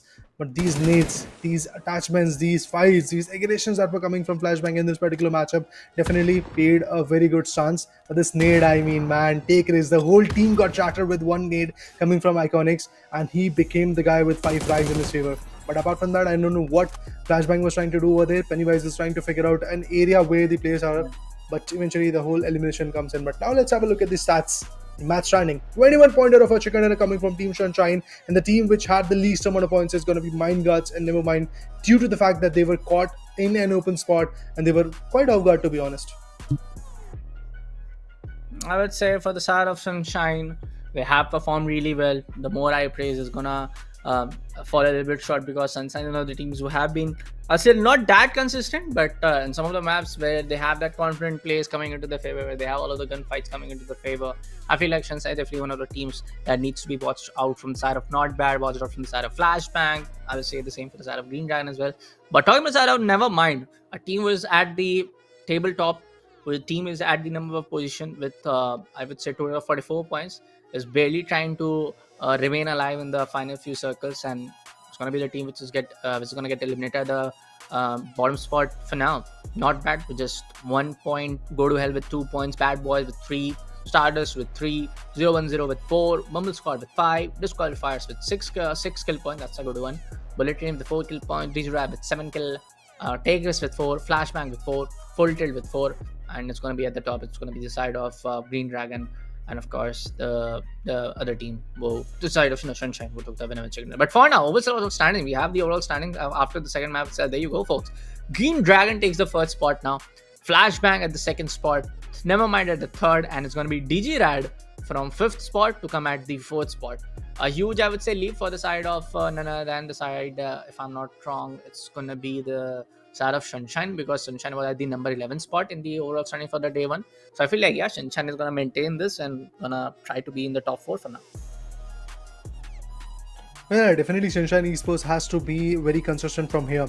Go to Hell on the other corner had a very good spot initially in the day number 1, but right now their positioning is just getting declined. Even for not bad, I'm kind of unhappy. Disqualifiers on the other corner is once again trying to initiate those fights, but yes, today, if you see the whole standing of yesterday, disqualifiers have made a large impact in the game. They have already secured 20 points in the past 2 matches. Initially, if you talk about the day number 1, all through the 4 matches they had just 18 points, and today, after 6 matches have happened, they've got 38 points. So it's looking good. A very good, to be honest, jump is coming from teams like Disqualifiers and also teams like Green Dragons because they are consistent.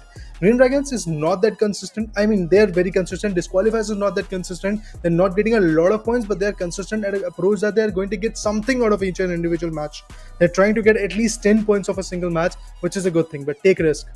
Initially, they started off with just 2 points after the day number 1 ended, and in day number 2, they had just 2 points initially. But right now, after 2 good maps of Erangel have happened, Take Risk is somewhere sitting at 9 points, and the positioning in the overall standing is just 16. That means they are at the bottom of the food chain. That means they have to climb back a lot. And the team which is at the 8th position, they've got 38 points. So from 9 points to 38 points, the journey is going to be very demanding. At least a chicken dinner right now can embark them on a new journey. But as we know, the map next upcoming is going to be very, very chaotic. Is the snowy caps of Vikendi, then we'll get to see Taego as well. So we have to see how the game goes on from here there, and eventually how the eliminations are going to come, how the teams are going to figure out those vital rotations. Because whenever you talk about maps like Vikendi and Taego, these are not your conventional maps to be precise, where you feel comfortable. There is going to be a stance of uncomfortability, and obviously some good eliminations can be coming in mid rotations. I'm looking forward to that, and I'm very happy to see that few of the teams have caught the grasp that we are in the semi-finale. We have to qualify, but let's see what happens next after a quick short break.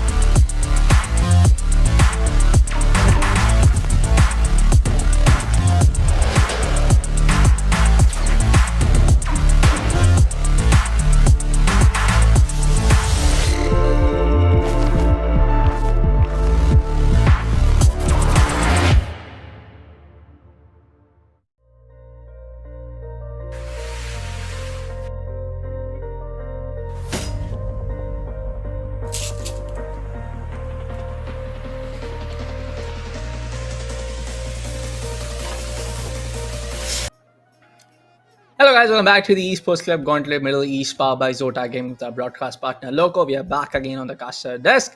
Yes, things are gonna get spiced up. Things are gonna get really heated up because this is gonna be the last two maps. Our next map is gonna be Vikendi, and our last map for the day for the entire semi-finale day 2 is gonna be the side of Taego.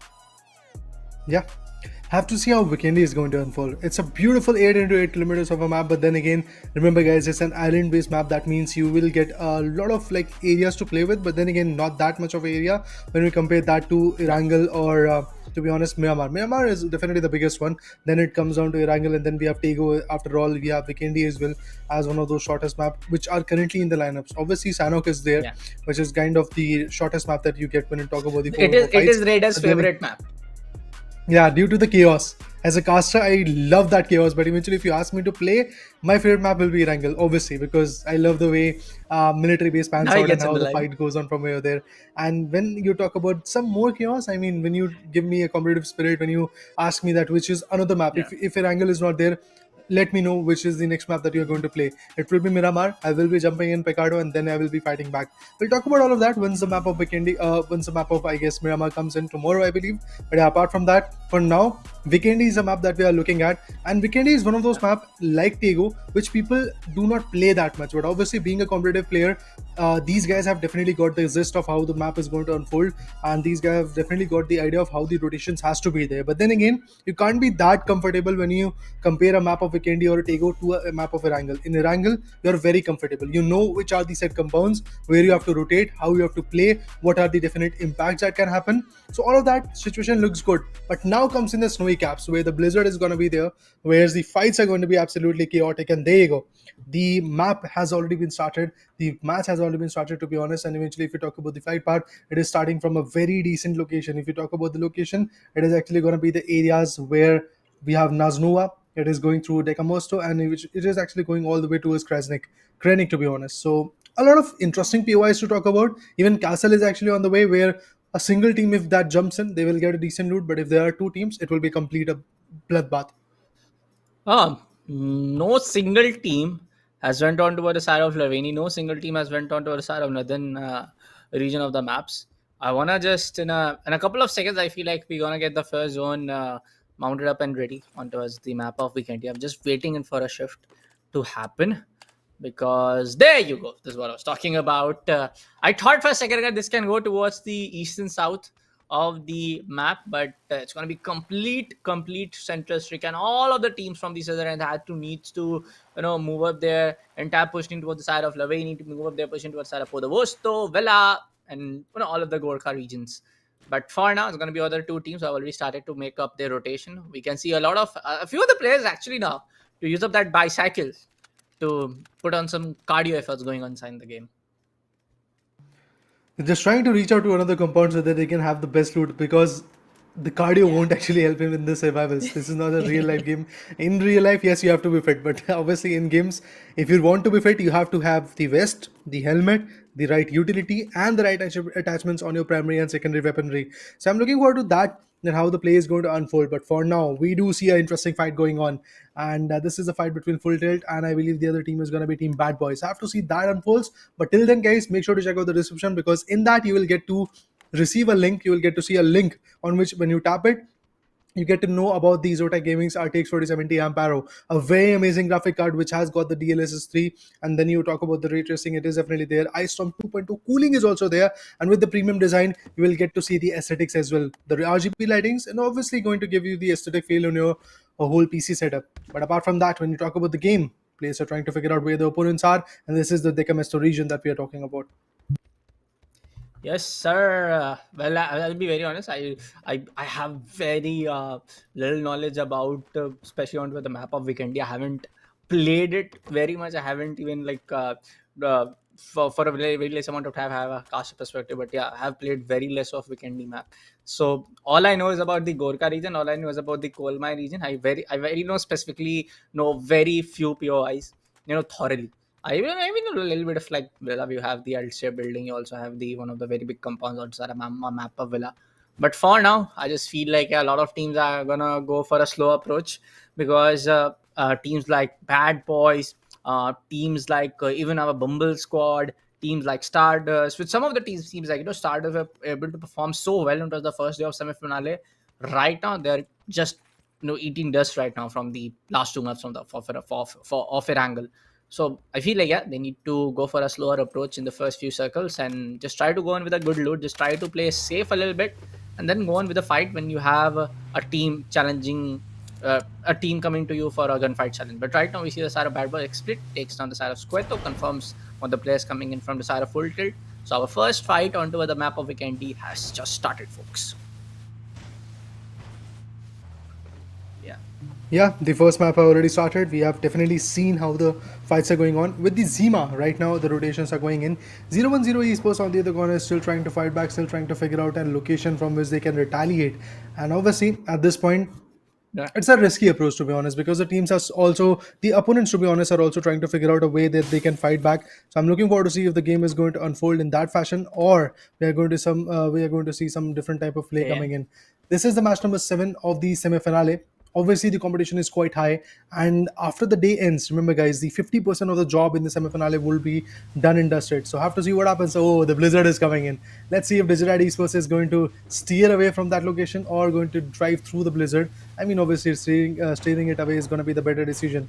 And the whole team is traveling through a Zima, and it's a very risky vehicle, to be honest, because few shots can easily take them down. I mean, a full magazine of an M4 can easily shut this vehicle down. So that's a risky approach, but still, that's exactly what they have got. Apart from that, even team Go to Hell is rotating, and they're rotating very close to the teams of Take Risk.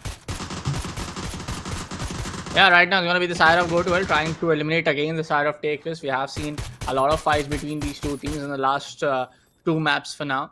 It's going to be the third map of Vikendi where these two giants are fighting again for those kill points advantage. Let's see what's going to be the entire gunplay coming in from both sides. But Yeah, for now, the gun game, the it's gonna gunplay, be- aggression, Yeah. everything will be there. Definitely, I do agree with you, Bullet. But the fact that the teams have to evolve as the game goes on from here. Blizzard is there. There are multiple teams still surviving in the game. There is not even a single team who has been taken down yet. So obviously, the POIs and the interesting fights are definitely going to be there. Flashbang, Bullet Train on the other corner is trying to glide their way back to the coop. It's going to be a decent rotation from here. I do believe that. But let's see what happens at the end, if Team Bullet Train is going to find a safer haven or they're going to get eliminated like the previous few matches. Because also in the previous few matches, this team went a little bit early. So this time, their survival is the main question. Let's see, man. But for now, when we talk about the side of Go to Hell, I still believe that on how they have improved so well on towards the first map of Erangel. Then they didn't got those impressive kills, but when we saw them taking fight against the side of a team like DG. So I feel like, yes, when you are competing in a map of Vikendi, you have to be more cautious compared to what your play style was on towards the second map, because I feel like, yeah, Gotul is definitely one of the team who needs to be very on point with the gunplay, because when we take a look at the overall standing coming in from the side of Gotul, they are right now in the sixth position with just one win and a second in the semi-finale stage, 22 kills and 17 points. So I feel like, yes, you need to be there at the top three. But right now, Twitch Aburi gets down from the side of Glodex, one M416 gunplay on point. First 7 minutes of the game, and it's going to be the side of Takers to lose out their second player almost. Yeah, I mean, the players are getting taken down. The players are trying to contest. They're trying to survive till the end. And I really have to see how the game goes on from there, because, again, remember, guys, the contestment will be just evolving from here. The players are not going to stop. And obviously, stopping means that the disqualification could be coming in. So for now, every single team is just trying to be perfect when it comes to their location, be perfect when it comes to their idea of how they have to rotate, how they have to figure out those eliminations. And I'm also definitely looking forward to see how the game unfolds from here. And my expectations, to be honest, if you ask me, will be that the eliminations will be getting absolutely amazing from here. We do see some tags coming in, we do see some retaliations coming in, and with that, as Russian is here and he's going to take one player down, amazing elimination. But with that, a retaliation fire will be coming in from 010 Esports. Team Take Risk and 010 Esports is actually in a very big fight, and we do see team Go to Hell, which is trying to take the third party action in their hands. Third party action is coming in, folks, and now it's going to be Sarah Talodge trying to come with some kills. Oh, good shot from Frag Rack. He gets the confirmation to the Sarah Rakil now. Go to Hell, as we talk about their entire gunplay being so on, was the first map for the entire day. Right now, they're trying to put on the same momentum with a gun like M24, which has a huge damage power. not the right kind of fire rate compared to what we see from the other marksman and DMR based rifle. But right now, it's going to be just frag it out to be on a very close position toward the side of Take Risk and 010 Esports. Where are the other players? They are a little bit far away. So it's just better if other guys can also group up toward the side of frag Iraq and then go for a even for a close quarter gunplay. Yeah, definitely have to see how that unfolds. For now, a passive approach. The players are trying to figure out where the players are. Oh, Beard actually rips apart the player known as Colonel. That's interesting. You have to take him down, man. You are in the snowy caps. The polar bear is definitely going to hunt you down. And I'm so surprised to see that Oh, bad boy loses a player of their own by a polar bear.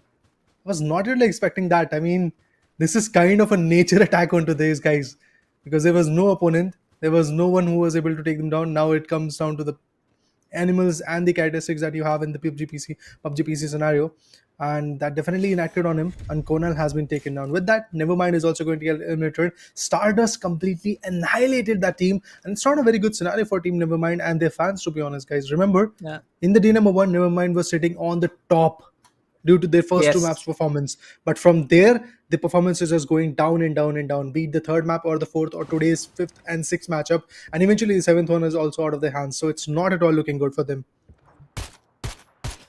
Okay, let's go around. What's going to be the entire case coming in for a lot of teams? Good shot coming in from the side of Crossco.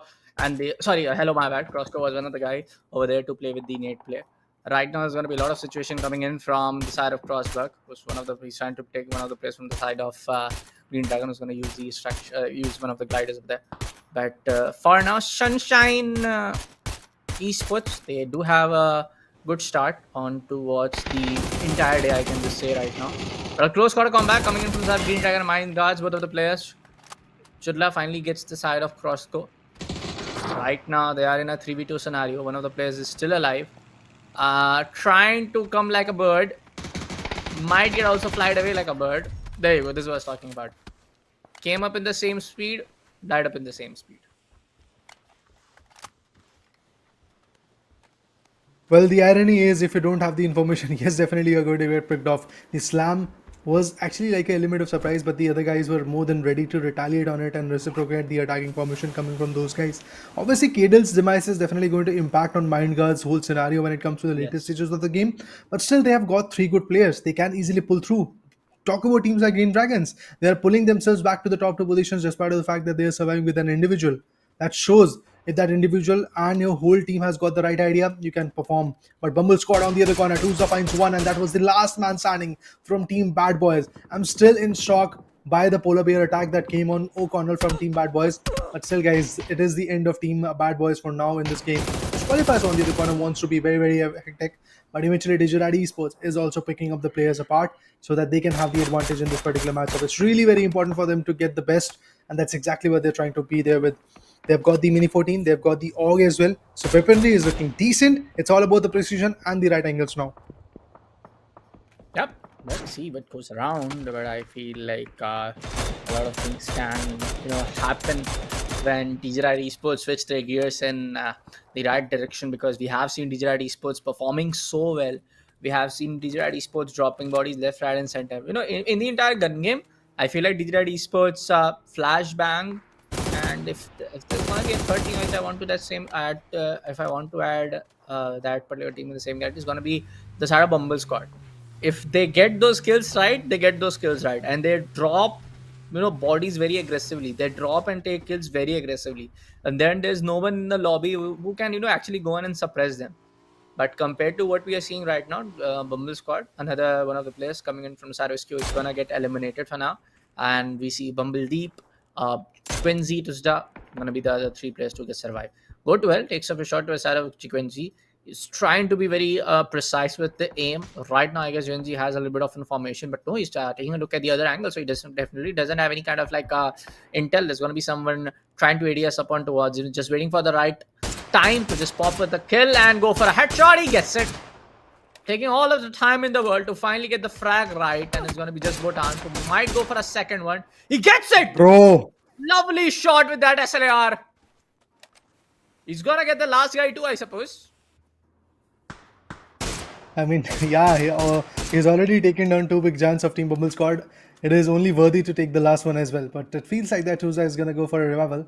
And if that is possible, it will be amazing. But on the other corner, Fahods has been taken down from the same team known as Go to Hell. And it's a very good moment for team known as Team Go to Hell, because they are trying to retaliate. They're trying to figure out a good pick. And it's really important for them to establish their own dominance. Tuesday on the other corner brings in the player known as Bumbledeep. And trust me, guys, when Yeah. Tuesday and Bumbledeep, both of them are surviving, this can be a backfire onto Team Unstoppable. Go to Hell, because yeah, they are unstoppable. They are absolutely amazing. Even Equizy, that is the third player from this particular team from Bumble squad. If he also have survived in the game, we could have retaliated in a big fashion. But trust me, every single player from Team Bumble squad is more than ready to do a 1v2 at this point. But only if they have got the right angle. If you don't have the information, things can backfire in a very harsh way. With the Zimas, once again the rotations are going in, and even you have got the Pony Coops, and you can utilize a Koopaji or a Dacia could be favorable for you guys. So I'm looking forward to see what kind of rotations are going to be here from now till the end of the game, because now we are diving into the phase number 3. And yesterday, guys, if you remember, the zone crumbled down towards the areas of Lumberyard. And today, the zone is looking a little bit more on the central parts, and I'm looking forward to see how these central parts are going to get resulted and what kind of implications will be coming in at the end of the day. Because it's all about the survival. If you are the survival, if you are the team who has got the survival in their favor, definitely a long run approach can be very beneficial for you guys. And I'm looking forward to see if that is going to be the case or not. There are still a lot of teams who are making an approach, who are trying to survive, who are trying to figure out a way to shut down the players. But let's see at the end who survives and who does not. Yeah. I feel like there's gonna be like I said, man, there's gonna be a lot of teams trying to take up that slow placed approach, and I feel like this is the right kind of a play which you want to take in a map like Vikendi. There's not a very regular map that you play daily in your rank games, not that kind of a regular map. Competitive teams play daily. The usual set looks like Miramar, the side of Erangel, and you're one of the favorite maps when you talk about a lot, and that's gonna be Sanhok. I feel like yes, the addition of the entire the side of Taego and Vikendi has been done in the global rule book as well, and that's why that is being applied over here also. But for now, talking about the side of Mindguts, Invocation, Vixen, and Chuda is going to be the last 3 players to be surviving upon. One of the players has still knocked apart. Oh, B5 Vectis both gets the side of Revan God. Full tilt right now, barely starting with just one player. I feel like that's going to be the end of that team, and it's going to be DGDad Esports again taking up a fight against the side of Go to Hell. I really want to see that perspective right now. Just Botan gets one of the very crucial players from the side of Taek, and DGDad Esports might be on the verge of getting eliminated from the entire map. But for now, we see the side of Flashbang Sub-Zero taking a very aggressive stance towards the side of Mindguards. There's going to be someone from the side of Mindguards who is using that vehicle. Okay, both of the players are using the same vehicle to rotate upon. Just Botan gets the confirmation. Come on, guys, we want to see that fight. Just Botan. Go to Hell. I mean, if a team like Go to Hell is again going for a fight against the side of DGDad, and DGDad is getting eliminated, pure vengeance gameplay, dude. Yeah, definitely. It's kind of a vice versa situation coming in. In the previous matchup, one team was able to dominate the another one, and this time that team is trying to dominate the previous one. So it looks absolutely amazing as a caster's perspective. But then again, if you talk about the teams, they're still struggling to survive. It's all about those 25 minutes, 28 minutes that you dive into a game when you join a lobby, when you join a custom room, and then you're trying to put your best into the picture. Only those 28, 30 minutes are going to count. And obviously, after that, you will get to see a report card where you will get to know where you are standing, what kind of points you have when it comes to the overall standing. And if you have a decent point in your favor, you're happy and you're figuring out what you have to do next. And even if you don't have the good points in your favor, you're still figuring out, scratching your heads, asking your agile what should be the next step of our rotations and what should be the next approach in the next particular map. Because remember, only 16 maps are there as compared to the open qualifiers. Yes, we do have 10 more maps, but then again, the competition has evolved a lot. From 32 teams, we are surviving with just 16 out of those 32 teams that were there in the open qualifiers. Take risk on the other corner is trying to take some good shots. Talo with the Mini 14 finds one on Team Stardust. It's no joke. Weez, who was very good in terms of the open qualifiers, is now struggling a lot, because from the start of this semi-finale, I've not yet seen no joke Weez doing something phenomenal. Yes, sir. Right now, talking about the side of DGDad. So right now, from the looking at the kill feed only, as Layosh takes up one of the guys from the other team, you feel that DGDad is still surviving. Okay, they are still surviving with one of the players, which is going to named as Layosh. This qualifier is barely surviving with just one player, so it's going to be 2 of the teams who is surviving just one single guy. Bertrand takes a lot of shots coming in from the side of Codewell. Bobras takes on the side of Muffle, and now it's going to be DGDad to get eliminated from the last guy from the side of disqualifiers. A 1v1 scenario. and he wins it. Sunshine tried to confirm up the side of Abu Mill, and he gets a confirmation now. Just last 10 teams surviving on the map of Vikendi. Sunshine Esports might be looking for another winner chicken dinner. Could be that thing. But also talking about the side, not bad. They are also looking very much confident. Bullet Train gets on the side of far the Hodes. Right, there's going to be two other players coming very close towards the side of Bullet Train. One of the players is actually going for a royal towards the side of towards Enka's Muffle. Cops back being very careful, being very cautious on how he wants to take up the entire maneuver around that particular small ridge. Iconic stacks down the last guy of towards Take Risk Taloj, and Take Risk going to be the team to get helmeted at the 10th spot. Well, right now, if we talk about the fight, it is happening between the Bermuda Triangle of Observatory, Narrows, and Laveni. These are three big POIs, and in between that, we do see a crossroad coming in, and in that particular crossroad, we do see this fight happening. It's a very open zone, to be honest. We don't have a lot of compounds to fight with. There are just small its and bits of compounds coming in, and those barriers that are there on the roads. When you talk about the western side of the particular crossroads, that's all you have got. So the covers are definitely going to be very risky. The fights are definitely going to be very challenging. But I'm still looking forward to see what will happen at the end, because this, as I said, is a very open zone. But also in the open zone, you will get to see some boulders, some small ridges, some usage of decent smokes, and also the artificial covers like vehicles are going to be there, which can definitely give you an edge over the other team. If they don't have those utils, you can be the one which can clearly take down the advantage in your favor. But for now, Sunshine Esports surviving with the 4-man players, they have to make a way into the circle, and while going into the circle, they will get to receive a lot of shots from the opponents. For example, Mind Guards is there. Even team Digital Esports was there for a moment ago, but now they have been taken down. To talk about some other teams, they have got their own angles to play with. Oh, Flashbang is trying to take some good shots. Indeed, he gets one. Fusa has been taken down, but in order to push onto that vicinity, it's going to take a lot of courage and a lot of anticipation. But Bullet Train on the other corner, they are picking, and they're picking the fights, but they are actually not being so fruitful, to be honest, because they are themselves getting picked apart by the opponents. Yes, sir. Let's see what's going to be the entire play coming in from the side of Go to Hell, because one of the nades being very close down towards one of his players, takes down his own guy, confirms the own guy. But for now, Flashbang getting stuck upon that Blizzard Storm over there. Not bad is taking a good fight against the side of Go to Hell. I mean, like, Go to Hell is taking so many fights. They're getting suppressed apart from a lot of teams right now. Mistake takes down the side of Iconics, just trying to just fall a little bit on towards the back end side.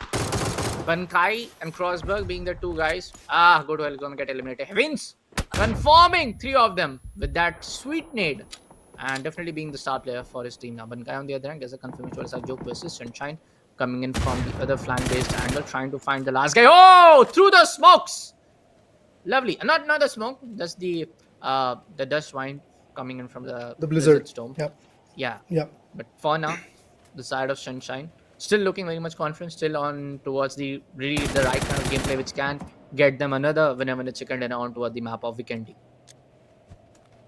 Yeah, it's really important for them to get another winner chicken dinner. In the previous matchup, they secured, if I'm not wrong, a 21-pointer. And in this particular matchup, they really want to climb back once again on the leaderboard. And if that is possible, Sunshine will be jumping from the 5th position that they are right now present at to maybe the top 3 positions. And that's exactly what everybody is trying to seek out. But oh! Stardust on the other corner gets eliminated. We were talking about this team a moment ago. But yes, they have been taken down. Even Bumble Squad goes down. We are now left with just 6 teams and 18 players surviving. Some good shots with the MK12. Connections is yet to be found. Bullet Train trying to make their way back in the game. On the other corner, team Sunshine Esports finds one crucial pick on Ikan's Murphle. Very crucial one, to be honest. But Mind Guards on the other corner is still trying to retaliate. Lado has been taken down. The complete revival could not be there for Lado. And if the other guys from Team Bullet Train decided to slam onto that vicinity, maybe they are going to get picked up by other team, because on the other corner, if I'm not wrong, Not Bad is also surviving. And they are surviving with actually the full manpower. Yes. But I feel like, yeah, man, full manpower can be suppressed by really smart, maneuvering around the entire ridges, maneuvering around the entire team. But for now, Not Bad, looking very much confident with their entire manpower advantage. We take a look at as how they're trying to approach an edge-to-edge gameplay, because they are going for those small little bit of area coverage. They're trying to proceed on towards the side of Sunshine. Oh, they get spotted finally. This was talking about. But Kai gets a little bit of shot towards the same guy as we were expecting right now. Dipsy Yo having the M79 launcher. They can use up some smoke. They can also use up some nades. One guy gets the confirmation towards the side of Ladon. Bullet Train surviving with just 3 players, I suppose now. But right now, we see a lot of teams alive with 3 manpower, 4 manpower being onto their favorite. It's a very good thing. 0-1-0 Esports gets eliminated from the hands of Sunshine. Oh my god. Sunshine on a literal killing spree right now. This is the third team that they are eliminating, if I'm not wrong. But Flashbang also being that team to survive with his full manpower advantage. I feel like this is going to be a very, I would say, a chaotic circle in the final few minutes of the gameplay. Oh, Crossberg! Pennywise takes up the nade. Literal, pure skill level coming in. Skill level gameplay coming in from the guy. And Mind Guard is going to get eliminated now from the hands of Crossback. Bullet Train being the last one of those guys. Crossback being the last one of the guys from the side of Bullet Train. He's going for a revival. He gets it. And Bankai now trying to survive against these smokes. Flashbang, I guess they know their position really well now. A few more anticipation shots and it can be game over for the side of Bankai. Yeah, Team Sunshine Esports might not live till the end, but on the other corner, Bullet Train is also eliminated. So now we are talking about the last two players. It's about Team Not Bad versus Team Flashbang, where Flashbang has got the manpower in their favor. Sunshine got eliminated at the third position. That means somewhere around 10 finishes and 5 position points. A 15-pointer game from them.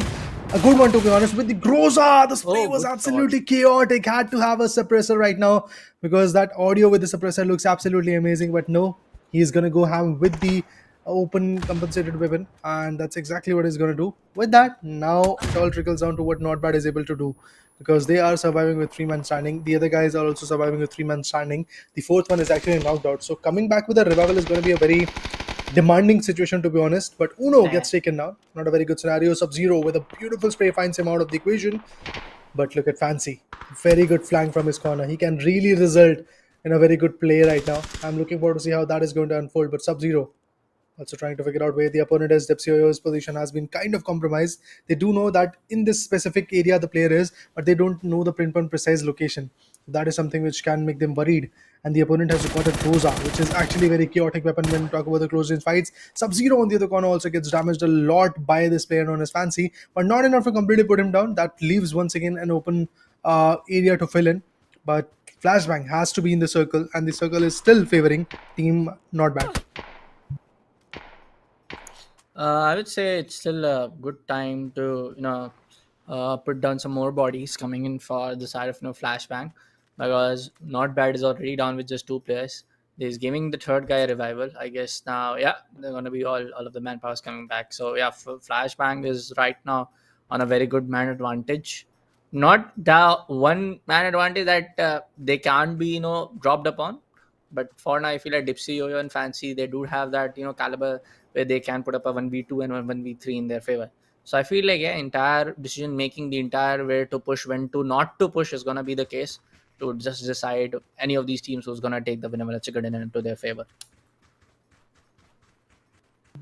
Well, taking the winner chicken dinner is just not going to be that easy for even Team Not Bad, despite of the fact that they have got the zone control. Look at this. All the 4 players coming from Team Flashbang are trying to push from the same angle. And that is one thing which can create a lot of pressure on Uno and his teammates, because the other guys are trying to figure out some different locations to play with. But Dipser is going outside the circle, despite of the fact that the zone is pushing them harshly. Fancy finds one, a crucial pick coming in. Apart from that, another one. Oh, it's an easy cakewalk from here. But no, the retaliation on Fancy comes in with that. Dipser with the Groza is going to push in. Oh, beautiful flank, man. Beautiful flank. This can change the whole game. Fancy, will he get spotted indeed? And there you go. One more knockout comes in. It's all about the last guy, Sub-Zero. A 1v2 for Sub-Zero to do. And I feel it's an easy victory from here for team known as Not Bad. And there you go. The last shot got connected. With that, the winner chicken dinner will be coming in for Team Not Bad. A 21-pointer indeed coming from their favor as well. Sunshine Esports definitely wanted to survive in this game, but at the end, it was a battle between Flashbang and Not Bad, and the team which was good enough was ironically known as Not Bad. I mean, like, no, I won't say ironically. I would say a complete, just pure, I would say, a showcase of how you are able to take down a team where they're having that man advantage. A lot of utility play were happening in from them. It was more of like the right kind of coordination was, the coordination wasn't so on point coming in from the side of Flashbang. And this is not the first time happening. This is not the right kind of gameplay which is coming in from the side of Flashbang. Coming back to the point where we're saying yes, this is not the first time this is happening from the side of Flashbang. Yes, sorry for that. I kind of misplaced my words. So yeah, this has happened on towards the first day of the entire semi-finale as well, on towards the second and third map for the yesterday, because it was the side of Flashbang only to get the first win of the chicken dinner on towards the first semi-finale matchup that we saw on towards the yesterday's map. So I feel like yes, Flashbang haven't been able to coordinate very well when it comes down to the last circles game. They tend to have a little bit of a clash of decision making. Okay, you want to push on toward the left angle, you want to push on toward this western angle, and this has not happened just for the first time. This has happened a lot. This has happened on towards the previous day as well. This has happened, I feel like, in a lot of 1v1 gunfights as well, like one-on-one team fights as well. So I feel like they need to focus a lot, because when there's a guy named Fancy who is able to take down two of your players in a 3v4 scenario, it tells a lot about the coordination, man.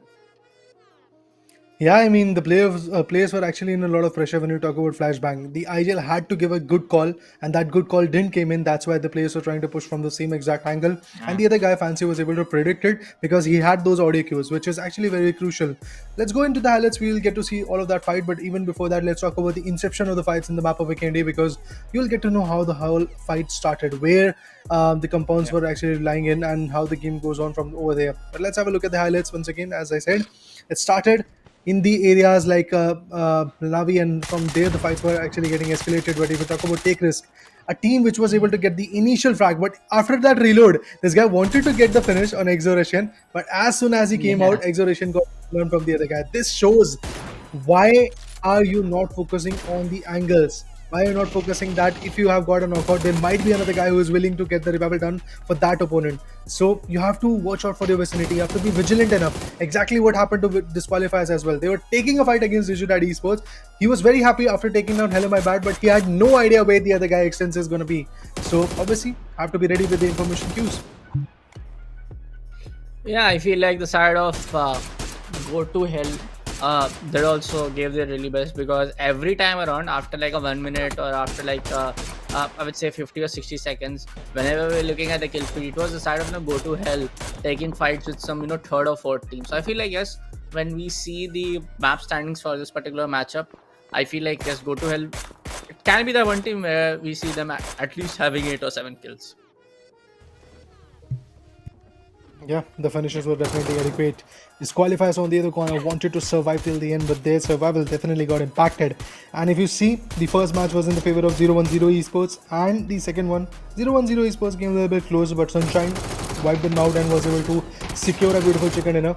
And it was a 1v1v3 type of situation coming in. But when you talk about Vikendi, these are those last zone fights. We are talking about the 5th place zone coming in, where Team Stardust went on ham, but eventually they were getting picked up by the players of Team Sunshine Esports. And for a moment, we all thought that Team Sunshine Esports might actually come back with a larger play in the game, but they also got picked off by the pressure of the zone and also the other teams which were gatekeeping the play circle. That really shows how the play should be there. Vexen on the other corner finds one more crucial pick, but Flashbang, man oh man, they had a very decent angle. Crossberg was one of the last players, but Bankai becomes the last one, if I'm not wrong, who was surviving. Crossberg actually got knocked out while he was trying to rotate, and eventually Bankai definitely tried to survive through the smoke, but he also got picked off in the later stages. The last remaining players were for Flashbang and the team individually known as Team Not Bad. And look at this, the first player was picked off, and after that a complete trade comes in. I would like to give kudos to the IGLing coming in from Team Not Bad, because Dipsyoyo, the flank that he made possible was the best part of this game. Because of that flank, he was able to completely have that element of surprise on the players of Team Flashbang, and at the end it actually resulted in a fruitful winner chicken dinner coming in for the team known as Not Bad. And if that flank would have not been there, despite of the fact Team Fancy was able to do a 1v2, he was already knocked out. So this flank actually saved the day, and it was amazing, to be honest. But I have to see what kind of impact was there in terms of the match standing, because that's what will tell us where the teams are currently standing at. And Not Bad, with 21 good points in the match standings, they're definitely looking strong. But Sunshine, they're not that far away. Man, I was expecting Go to Hell to at least be upon 8 kills. They've just only secured not the right word to use. Just I feel like, man, Go to Hell, come on, you were taking a lot of fights, man. You were taking a lot of knocks coming into your favor. I'm very surprised to see them having just not use the word just, because we're taking a lot of fights, a lot of good fights were coming onto their favor.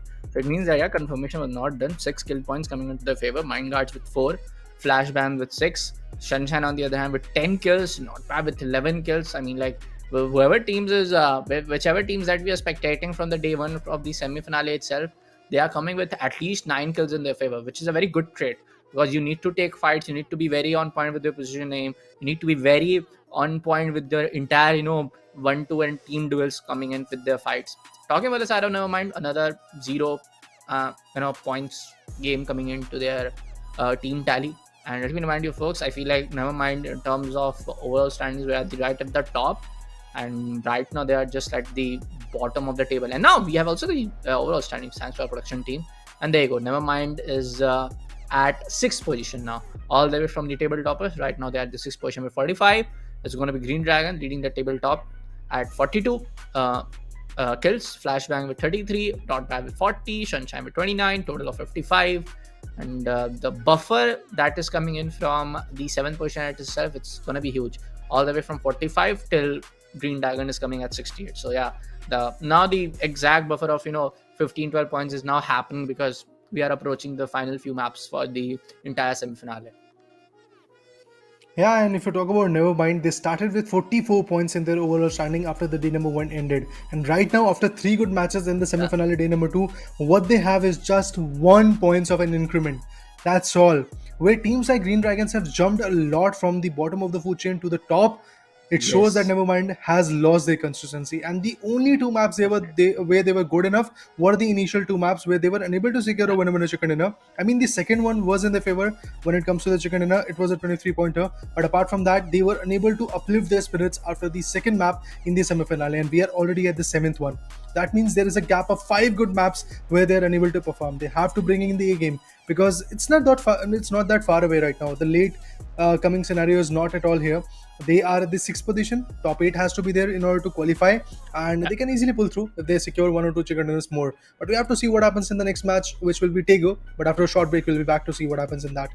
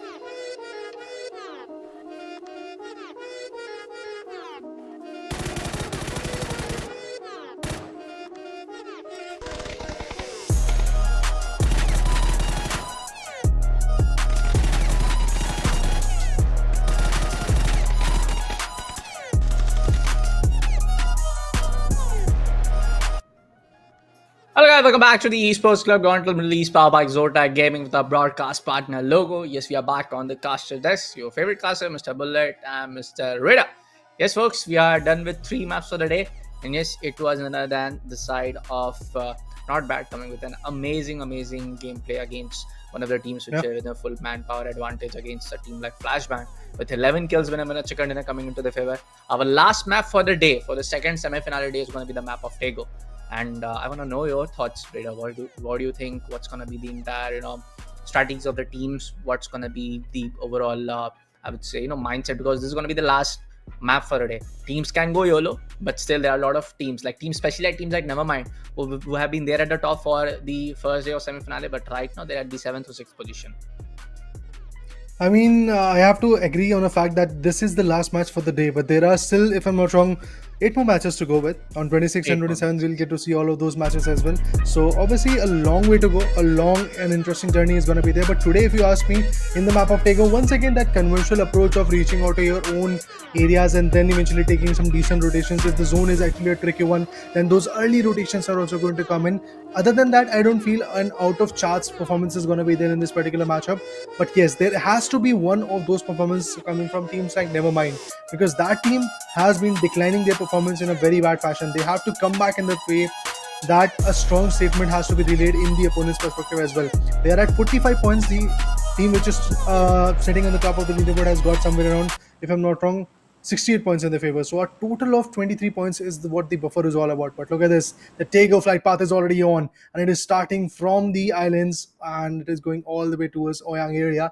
So it will be absolutely interesting to see how the game goes on from over there. And eventually, if we talk about the studio area, people don't usually jump over there, but still it's a very good chance that the players are going to jump, giving the respect to this play zone, this flight path, to be honest. But the play zone, as yesterday happened, might actually go to the northern regions of Shipyard, Yongcheon, or even Terminal could be there. Yesterday, if I'm not wrong, the zone actually went down towards the northeastern area of Terminal, and we had the last few circles over there. But today, have to see how the circle is going to unfold, and where the first play zone is going to go is the biggest thing that I really want to know, because that will, I guess, give a brief idea of how the teams might actually implicate their journey. Because if the zone is going to be in the central parts, then there is not going to be a lot of early rotations. But if the zone is going to be on a tricky note, like towards the airport region or towards the shipyard region or towards a completely southern part like Songam, then the rotations are going to be a little bit early, because the teams really want to find that stronghold in the game so that they can retaliate. And obviously on the right side, you can clearly see the overall standing, where Green Dragons is still comfortably sitting on the top. The fights has already started. Bumble Squad and Stardust are the two teams who have started a fight among themselves, I suppose. But right now, there's going to be a northern-centric, no, not northern-centric shift. We can say a western-northern shift coming into the side of Godok. Yongchon is going to be in the play area. The entire Palace region is also going to be in the play area, where the entire team of Bumble Squad is taking a drop. Right now, yes. Oh, Bumble Squad! Oh, they are on the verge of getting eliminated. As we can see on the kill feed, Stardust has already eliminated 3 of their guys. So I feel like, there's going to be just one single player being alive from the side of Bumble Squad. I want to see what's going to happen over there. Tuzda. Yeah, it's going to be the side of Tuzda to remain on 25 HP. He gets spotted on, and a lovely ADS coming in from the side of Nail. Pops the last guy coming in from the side of Bumble Squad. And team like Bumble Squad is going to be your first team to get eliminated at match number 8. The last map for the day for now, folks. Not going to be the last map for the entire semi-finale, as we can see on our creatives over there onto the upper left corner. Match number 8 for the entire semi-finale stage. But, when I say Bumble Squad, as a caster, and I say like Bumble Squad getting, I feel like, they're not on towards the best of the entire performance for the entire. Then this is the same, I would say, scenario coming in from their side from the previous day as itself. Let's take a look at the instant replay. Tuzda was trying to go from a western side towards his right hand side. He just take up a decision to go from that doorway, and other guy had a peeker's advantage with it, because he was peeking towards the same angle for a couple of seconds earlier a couple of seconds. So I feel like, yes, an unfortunate thought, but anyways, now for Bumble Squad, it's going to be the end of the story towards the map of Taego for them now. Yeah, I mean, they've already been taken down, so it's not a very good scenario for them. Obviously, when you talk about the leaderboard, there should have been a lot of implications from that team. And now we are talking about the Harpo region, which is actually the most western part of the particular POI. It's a central western shift coming in when it comes to Harpo region. We would love to see where the play is going to go from here, because eventually in the last match, Nordbird was able to secure a very beautiful chicken dinner. But through a Porter shot, look at this. Implications are way too high. Let's see what happens. A Porter versus Porter, but Go to Hell finally secures a good frag. The other guy from Team Go to Hell is going to completely bail out from the scenario, but Team Bad Boys, they are definitely finding their way back in the game. But whenever the name of Bad Boy is going to come, I'm going to remember the moment of Vikendi where O'Connell got ripped by the polar bear. Yep. Right now, I just feel like the side of Bad Boys is just trying to give down their 100%, just trying to be on their top of their performance, and this is the second time we are able to see that we are witnessing the side of GoToWell getting eliminated. One of the players getting eliminated very early, and right now there are a lot of teams using these vehicles to drive around to different POIs and taking those gunfights after that. So it feels like team are in a kind of like a YOLO mode right now. Yeah, definitely they are trying to survive. They're trying to put some good implications out of the fight. But look at this. A stunt will be coming in. Oh, yeah, there you go. 010 Esports in a fashion crosses the road. And this is the bids, if I'm not wrong, pretty close to the region of Godok. Godok and Yongcheon is the area where the teams might actually rotate back to. Apart from that, when we talk about Twitch Abodi coming from Team TEC, he's definitely trying to survive, and with the ledge grab, he's going to go and move forward. The BZ grenade, that means the blue zone grenade, has already been utilized. Look at that, 21 HP of the damage with the M4 16 switches back to his another weapon, and with the 4x scope, definitely he can be very chaotic. But eventually controlling and putting down that recoil is going to be a little bit more risky. A flashbang going in, the stun grenade definitely is going to put a lot of pressure onto the opponent, but let's see how the game goes on from here. He can figure out where the player is, and indeed, he baited him. He tried to come up with a different angle, and indeed, that angle paid him off. Aboudi gets his first finish. Going to climb once again on the roof so that he has got the right information on where the opponent is, and is going to take down Raven God. Amazing play coming from this guy Aboudi, and if he is not going to survive the way he's surviving, if he's not going to pull the game back the way he is pulling it, I feel the game could be lost. And look at this.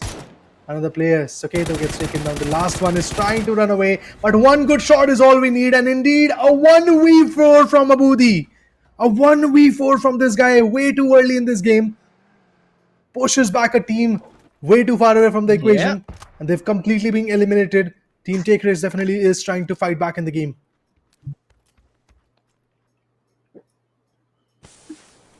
Yeah, man. I mean, like, Take Risk are one of that team which is not able to perform at their very best. I would say performance. Even if you talk about the overall standings coming in after the sixth match for the entire, I would say, semi-final stage. Take Risk is down right there at the bottom, but Fauna is going to be the side of Go to Hell, taking some shots to the side of Bad Boys. Bad Boys 2K, O'Connell have already been knocked apart, and Split is going for a revival. Few of the nades are also coming into play from the side of Twitch Screams right now. Frag host trying to find someone with that nade. Screams definitely has a little bit of intel that's going to be someone, because all of the nades coming in from the same perspective. Right now, this can be a little bit of damage done from the side of Screams because he has a good angle, but both of them trying to play a little bit of peekaboo game from their side. Only 14 teams are remaining now. It's going to be 14 teams to be remaining on point. Frag Fork gets down and confirms. Not so bad, the side of Bad Boys 2K once more. But right now, Frag Fork is going to be the lone player surviving. I thought for a second I go to Hell is surviving with the two players, but nah, it's going to be now a 2v4 scenario, as we can see the revival is going down for the fourth player. Oh, he eventually is going to get bleeded out. And it was the side of Glodex. Oh, so it's going to be some long range shots, I believe, coming in from the side of Glodex. 010 Esports. And Bad Boys, they're not going to move their position unless, I guess, they take down the side of Frag Fork from the side of Go to Hell. So it can be the third team to get eliminated. Yeah, that is definitely a possibility, and I'm looking forward to see if that team is going to become the third one. And as we can see, Bad Boys versus Go to Hell, it's a very interesting fight to go with. Frag, last man standing, as you said, from that particular team in this POI.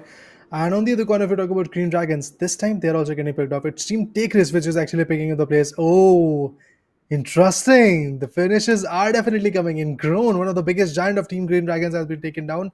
And if this kind of elimination is going to get followed up, trust me guys, the elimination is just going to escalate. And with that, 0-1-0 Esports is also suffering a lot. They have lost one big giant of their team. Abul Mir, after seeing what Abudi, his teammate, is capable of after that 1v4, now they are still trying to step up. They're still trying to perform equally well. And it does feel like that a long game from here is going to get initiated. And I'm looking forward to see how the play is going to be. Because look at Green Dragons and Twitch, Abudi, I mean, Team Take Race. They're actually on the southern part of this particular play zone. They have to rotate back to the circle. And obviously, that rotation is going to be very demanding. If they have vehicles, couldn't good scenario will be coming in because they can rotate through the vehicles. But if they are trying to rotate on foot, maybe Green Dragons is going to gatekeep them. And on the left hand side, you get to see the alive standings where Team Full Tilt and Bumble Squad has already been eliminated. One good individual from both the teams known as Nevermind and Go to Hell is going to survive, and only two players for Team Green Dragons are there. But there are a lot of teams who have got just three players. For example, Sunshine, Bumble Squad, even Team NTB is going to be there. Oh, actually, Sunshine has been completely evaporated. They have been completely taken down from the scene. Not a very good scenario for a team which was trying to be consistent, who just had a chicken dinner in the sixth map, if I'm not wrong, of the whole semi-finale. Yeah, man.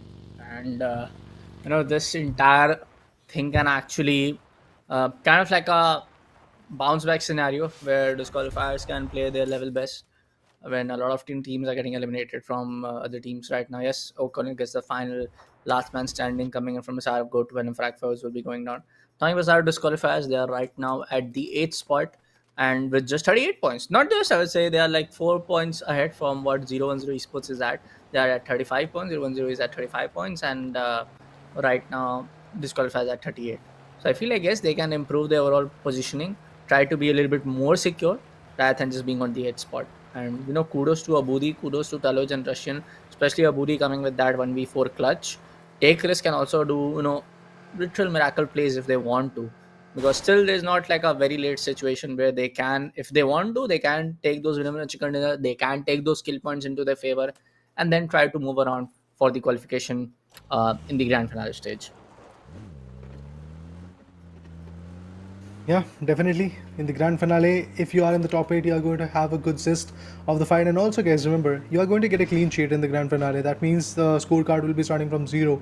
You have a good stance over there, but remember, there are going to be another set of 8 amazing teams who are going to put their best, and those will be the invited teams. Like Digital Athletics will be coming in. We will have Servam Esports, Goat Esports, and many more amazing teams coming from Middle East region who are going to be invited directly in the grand finale. That means they have already shown their stance, and you guys who are going to get qualified from the semi-finale have to put their best effort to really go for the championship in your favor. And remember, guys, the first team, to be honest, who is going to become the champion is going to get $5,500. Second position, I believe, $3,000, and the third position in the leaderboard will be getting $1,500. And apart from that, from fourth position to the eighth, there will be a serious chance of getting a lot of G coins. That is the in-game currency of PUBG PC, which will, again, in terms of the game, will be helping these guys to get some good skins for the weaponry, for the character that they're playing, the female agent or the male character that they're trying to play with. So definitely those skins, those clothes, and other skins for vehicles are going to be the case that you can easily utilize. But look at that, the extraction kit has been utilized, and this guy had the information. He's shooting down the place with the dragon out. Shots have yet to be connected. It does feel like that maybe one or two connection might actually come, but obviously the players are gliding their way back to the safety. Now let's see now what's going to be the case coming in for a lot of these teams.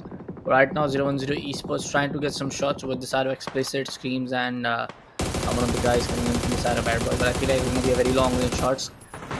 Might be some spray which might get registered from the specific AUG, but he finally switches down towards the other gun. It's going to be Mini 40. It's very comfortable in a long range scenario. Very, I would say, a good gun compared to what other guns and other ARs can do. Right now, I want to see some more fights. I feel like the circle shift is happening a little bit slow compared to what we see on map of Erangel and Vikendi, what we saw today. But for now, it's just like 12 minutes into the game. A few of the teams have been already knocked apart. Sent back to the lobby for now for the rest of the day. I feel like there's going to be a lot of learnings also coming for a lot of teams like who are still not there in the top 8, because like the biggest team, I would say, is going to be the side of Nevermind, dude. On how they are not able to perform really well compared to what they did on the first day, being consistent with the kill points, being consistent with the placement points. I feel like it's going to be a really big setback for them, not able to perform on the day 2 of semi-finale. Yeah, the performance has to be there, and if you're unable to perform in the day number 2, if that kind of play gets consistently, like let's say passed around to the day number 3 as well, the positioning in the leaderboard is definitely going to get impacted a lot. Talk about teams like Nevermind, talk about teams like Mind Guards. They are struggling a lot. I mean, 1 or 2 matches good in your favor, that's okay. But you have to come back in a fashion where you have consistent approach. See, Green Dragons are definitely struggling. Right now, if you talk about the third map, Vikendi was not that good enough. But initially, their first 2 maps were very decent. They had 10 to 15 points on average in every individual match. Yes, the third match went out of their hands. But in this match, they are again back in the game. They're trying to show their stance. They're trying to show their courage and get some good points in their favor. That's how a game should be evolving, or should I say uplifting. But Bad Boys on the other corner, receiving a lot of shots. Explicit might actually get popped off really soon. Yep. Talking about the side of Flashbang, they were the team to be leading with a charge pack on the first day itself. Today also they are performing quite well. Not I would say up to the mark where we saw on the first day's performance, but quite well compared to what we see from other well-placed teams right now. Because Flashbang Esports are there at the second position with the overall points of 62. But for now we see the side of 010 Esports coming in from the side of N3 8th, trying to get some shots connected towards a team which is taking a rotation from those vehicles around. I want to see, a little bit of the bigger picture of the entire map. Where are the teams which are trying to maneuver around the edges of the circle? Where are the teams who are trying to, take up a rotation inside the towards the safer heavens area to just be on a safer heavens for the time being now. Yeah, the teams are trying to survive, and as we can see, there are a lot of good pairwise where the fights can be getting initiated. And I feel towards Seminole, there might be some more teams who are trying to survive. Towards even Palace region, there will be another set of amazing teams. And due to the play zone shift that was there, obviously the mid parts of this particular map of Taego can be very chaotic, can be very uplifting, where the teams will be initiating some fights and also surviving till the end. Green Dragons. What is that? Just 2 players in a game? Surprised to see that, but trust me, I feel Green Dragons are feeling like yes, they are sitting at a comfortable spot. They know that 50% of the job has to be there, and 50% of the job is already done because they are diving into the 8 map, and 8 more matches are left. But in 50% of the maps, that means in 8 matches, they have secured somewhere around 68 points. And they survive till the end in this game as well, they might secure 10 or 10, 12 points more in their favor. And on average, if you are surviving with 10 points in each individual match, I feel it's an good situation when you talk about qualifications. Obviously, if you want to be a champion, you have to put your 110% effort in every single matchup. But if you talk about these qualifications, if you are at a comfortable spot, you have a decent amount of points, even if you lose this match, you're not going to get pushed a lot, you are not going to get pushed out of the top 8 teams, then I believe the teams can be very happy, and that's exactly what is happening. But look at this, Digital Esports all of a sudden from the back end takes one down from Team Take Risk. The Tallow guy was trying to get a revival is now being taken down, but Digital Esports, a complete chaos from their corner, but Dyke gets taken down.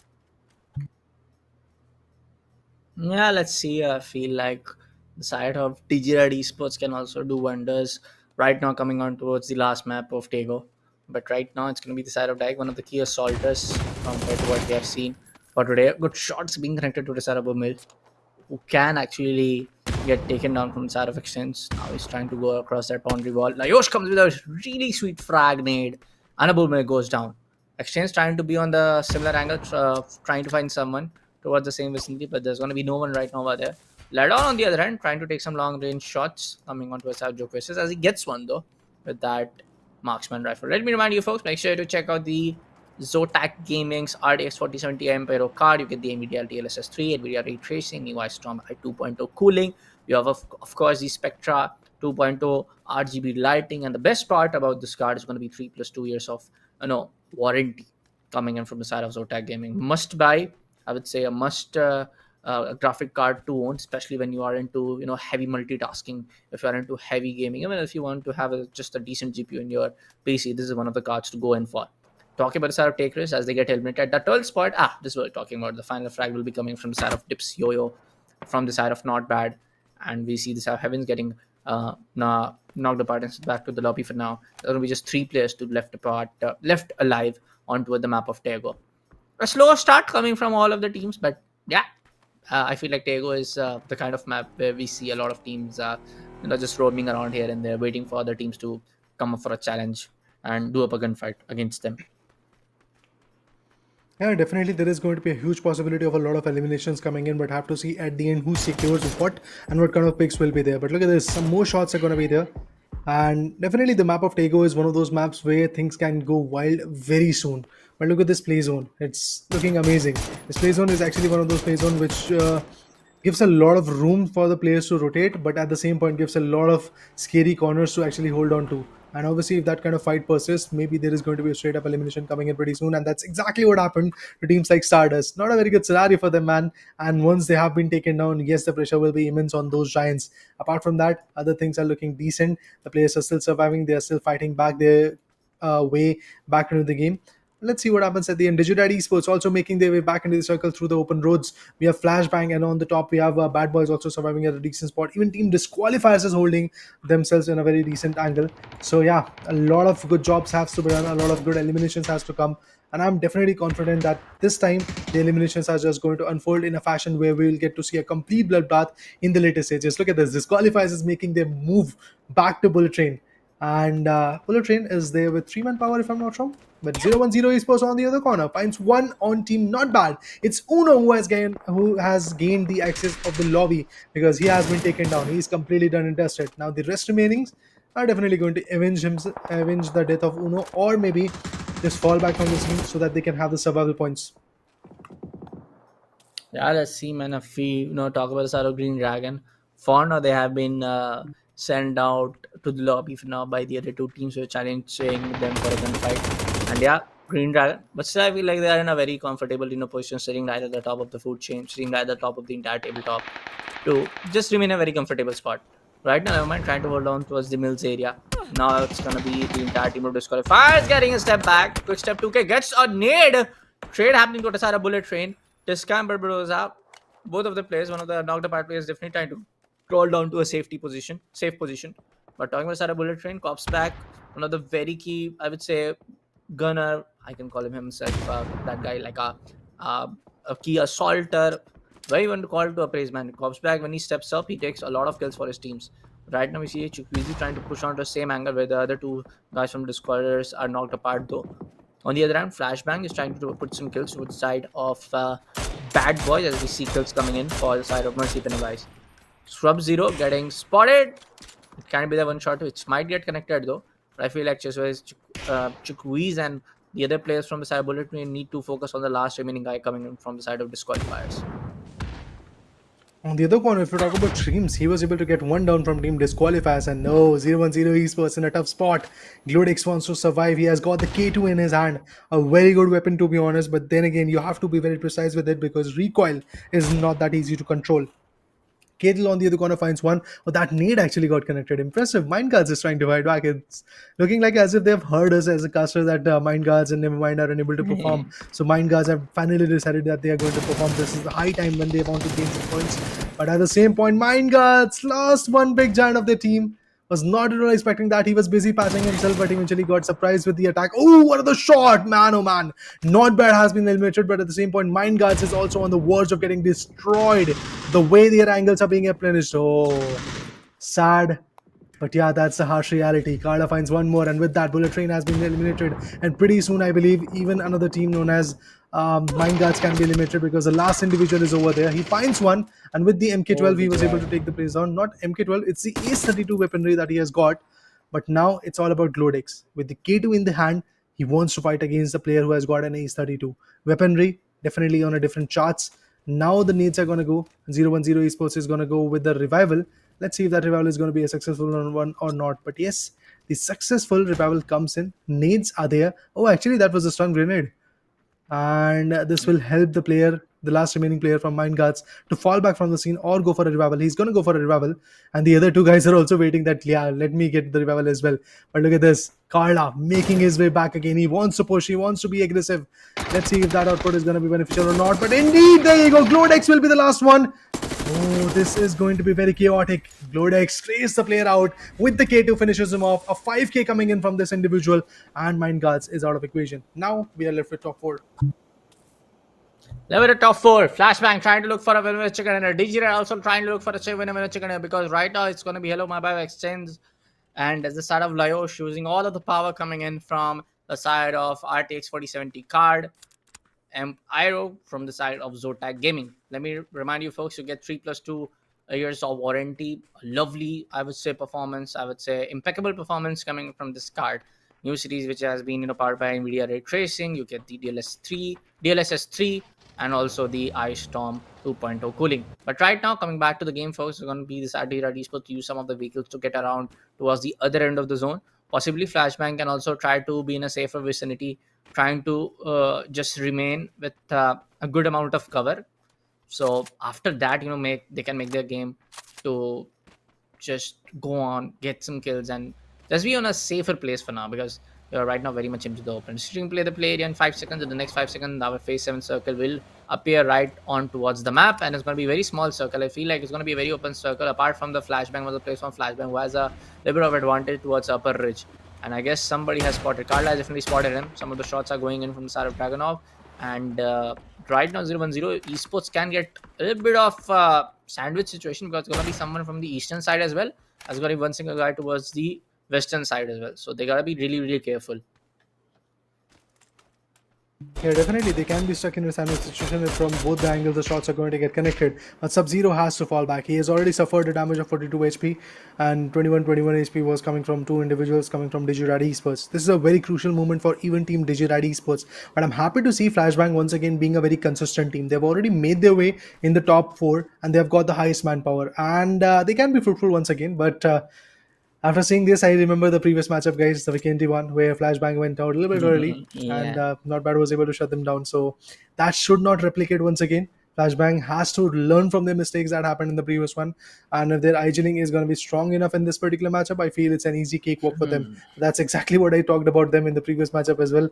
I thought that it's going to be a cakewalk, but on the other corner, Not Bad had a different set of plan in their mind. But look at this bullet. Every single individual team that we were talking about that they are failing to perform is there in this particular POI. You talk about Nevermind, last man standing from that particular team is surviving. You talk about Digirad, 3 men standing are there from this particular team. You talk about Flashbang, they've got the full manpower and a good race to play along with.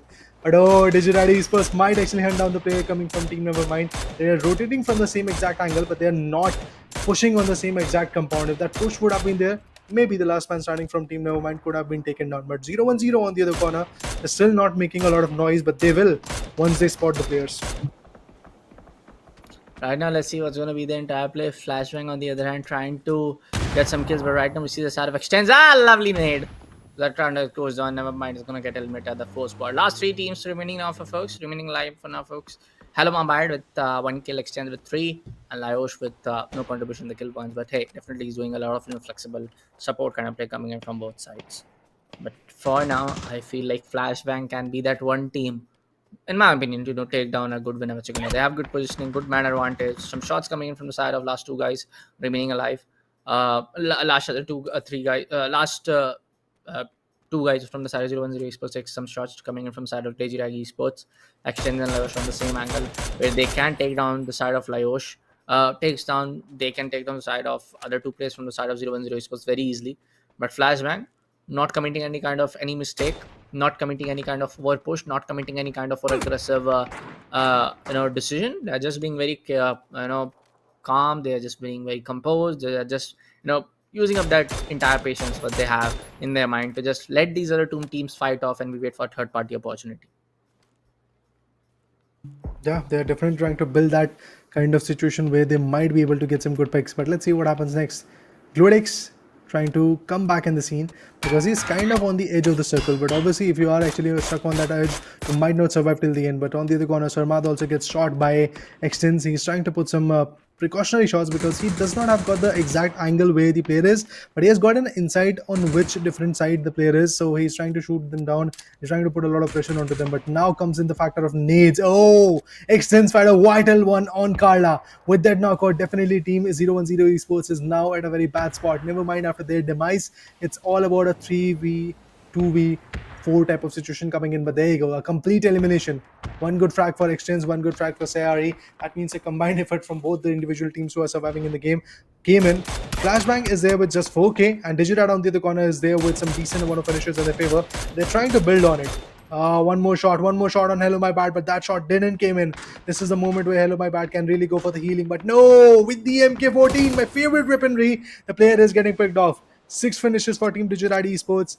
And at this point, Digirad Esports definitely want to get this winner by the chicken dinner, but Flashbang, they had the manpower, but if they get picked off like that, I won't be happy, to be honest, because even in the previous matchup against Not Bad, exactly situation thing happened to them. Smokes are now going to get cooked up by the M79 launcher. This player wants to make a move. Hello, my bad, still has been knocked out. Revival is kind of out of equation, but another one gets picked off. It's all about Pennywise and Sarmad. What a play from Digirad Esports here. Aggression definitely is paying them off. Aggression definitely paying them off. The entire game knowledge is definitely paying them off on how they're able to win a gunfight in a 3-4 scenario. Helimovad might be able to just bleed out from the entire scenario. He will get eventually confirmed towards the side of Sayari, and there you go. Now it's gonna be a 2v2 complete perfect. I would say the right kind of. I would say a perfect ending coming for the entire broadcast, because this is what you want to see. Two finest teams fighting it off for the top table points. Right now we see the perspective of Lego shown towards the left hand side, and right hand side we see the side of Sarmar, all thanks to our TC production team. Seeing that sweet perspective, they are both trying to find one. Mercy literally has zero idea. There's going to be someone toward the another direction, and Sarmad also has any kind of very zero idea where are the last two players from the side of DJRAD. For the side of Extends, I guess a little bit of idea. Entire location is definitely going to get revealed from the side of Sarmad as well, but Extends takes a lot of shots.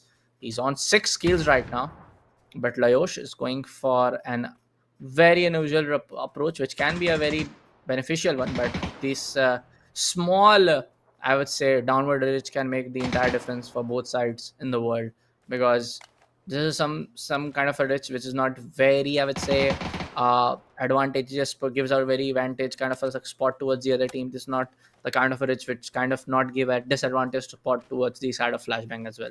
You have to keep jumping, you have to keep peeking, and it's now all comes down to that peekaboo game. Whoever gets it first gets the winner with chicken dinner. Yeah, let's have a look at what happens next, guys. Who is going to have that winner chicken dinner is the biggest question right now. It's all about the last two players surviving, and now we are looking forward to see what happens in the phase 9. That will be the last circle. The final circle will be coming in very soon. Oh, there you go. The phase 9. Last play zone, the death zone, to be honest, that's what I like to call it, is going to come. And after just 0 seconds, I believe, yes, the shrink is going to get started. Look at this, 2 minutes and 39 seconds is what we have got. The play zone is slowly but surely shrinking in, and the players are pushing themselves each other closer to the vicinity. Very interesting zone, a very interesting fight, to be honest. From the upper ridge advantage, we have Digital Esports. Down the ridge, we have got Flashbang's player. Both the players are trying to contest each other. Both the teams, to be honest, are trying to get an idea of where the opponent is. And now they've got the idea with the Mini 14 and a 6-6. This can turn in a very valuable chance, but obviously if the precision is there, then only that situation is going to work out. And look at Digital Esports, they're saving on their nades. They do know that the zone is going to provoke the other guy to push on front of them, and then the flashbangs and then the strangulars and the nades will be coming in. A very valuable shot onto the player known as Sarmad. He can be taken down. Indeed, he gets down. Last man standing will be Pennywise. A 1v2 from their perspective, and now look at that, the nades are going in. Oh, Leosh gets taken down. Pennywise has to survive. Pennywise has to survive at this point.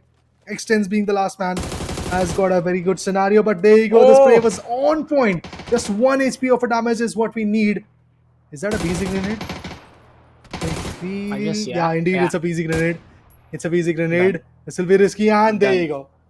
IQ pays them off. What a play, man. What a play. That blue zone grenade actually definitely changed the thing, because initially the molly connected, and then eventually some sprays with the AUG A3 actually got connected, and at the end Digirad Esports was able to completely turn that game in their favor with a BZ grenade. That's why I do say watch out your utilities, use them wisely. And Digirad Esports, hats off. Amazing play.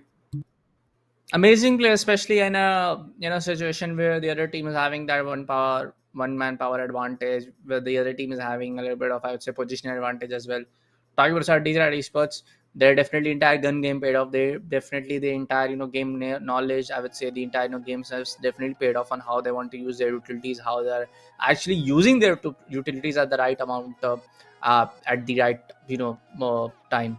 But for now, talking about our DJRAD Esports, I feel like yes, this entire boost of points coming around, I guess they took a 12 kill pointer winner chicken combined with a 10.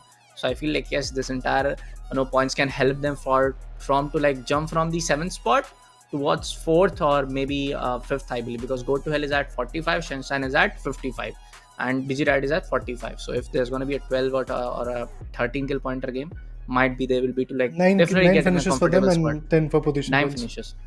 So yeah, Yeah. then it's completely like they're definitely surpassing the side of Sunshine, I believe. So I feel like they are right now in a comfortable spot, but the next 2 days are gonna be really really hectic for a lot of teams who are not in the top 8.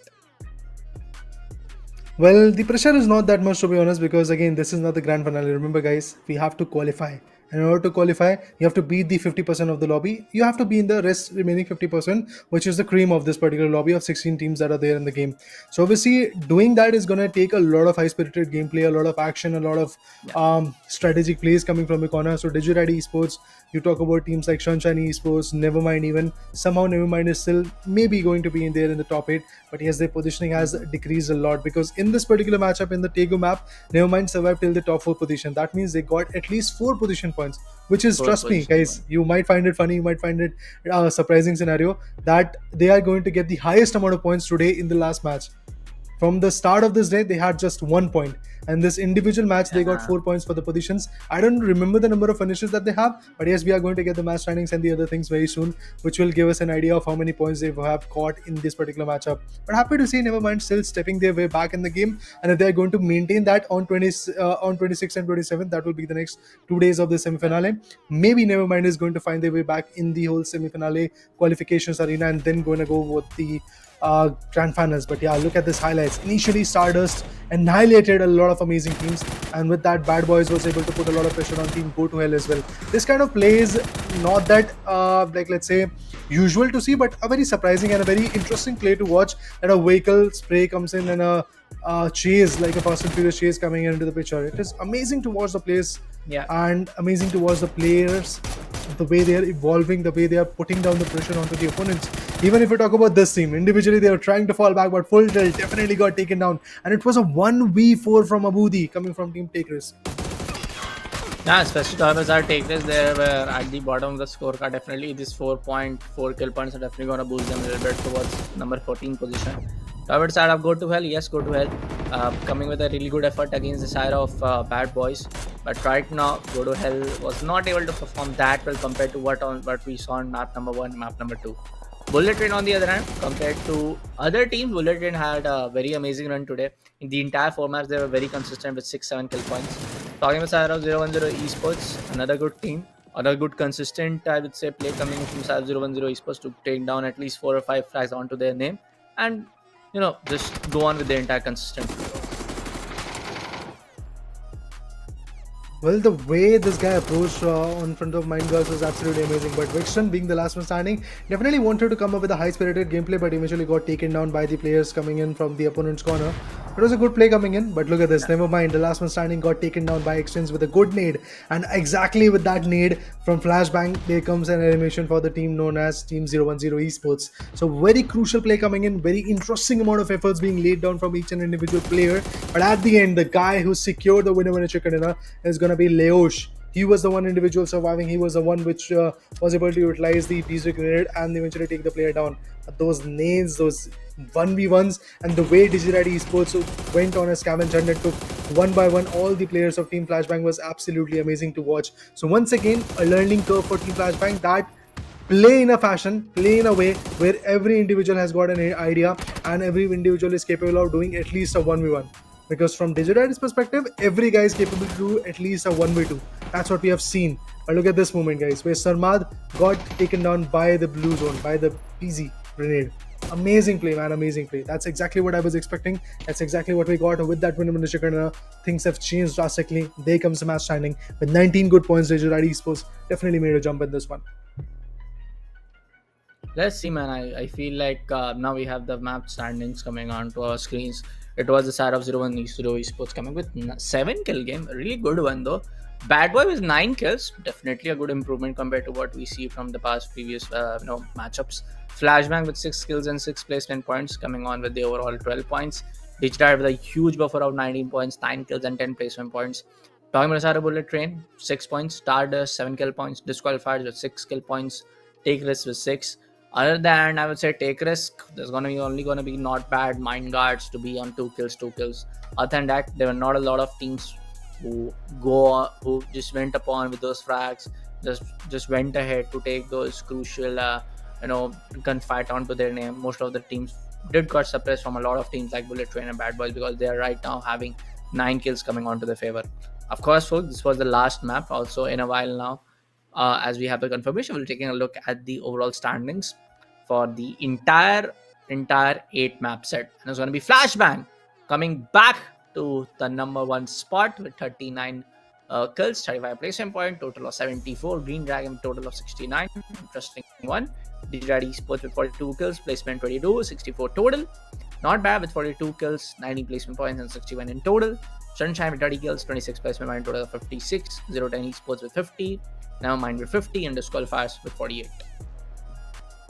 Well, so happy to see Flashbang still maintaining their position, and in the overall standing, they have made themselves possible to be on the top of the leaderboard after 8 good matches. Amazing to see that, but there is not a lot of buffer between Flashbang and eventually Green Dragon. So maybe in the next day, there is going to be a complete rethrow coming in. But go to hell, Bullet Train, those teams which are already qualifying in terms of the number 1 overall standing are now in the eliminations bracket. So it feels like that. Go to hell, Bullet Train. Even Bad Boys Stardust have to pull their aggression back in the game. They have to showcase their stance, because Disqualifiers is there with 48 points and Go to hell is there in the eliminations bracket with 45 points. That means the buffer is not that much. It all depends on how the next particular performance are going to come, because remember guys, the next day will be the day of comeback, and the last one will be the day of judgment, where we'll get to know the 8 names who are going to get qualified for the grand finale, where the grand stage is set in the TEC Presence Gauntlet Middle East series powered by Zotac Gaming. Definitely we'll get to see the rest remaining 8 teams coming in as the invited teams like Digital Athletics, Server, Esports and Code Gaming. So a lot of impressive plays will be there in the grand finale, but for that we have to wait for 2 more days, which will be 26th and 27th. So mark your calendars as well. But the head-to-head battle is upon us. And as we can see, Flashbang versus Green Dragons. The only difference that is there is again coming in when it comes to the placement points, because look at that, the finishes kind of close to each other, but placement, there is a massive gap in it. Massive gap, and also like massive gap, I would say, in terms of like placement also.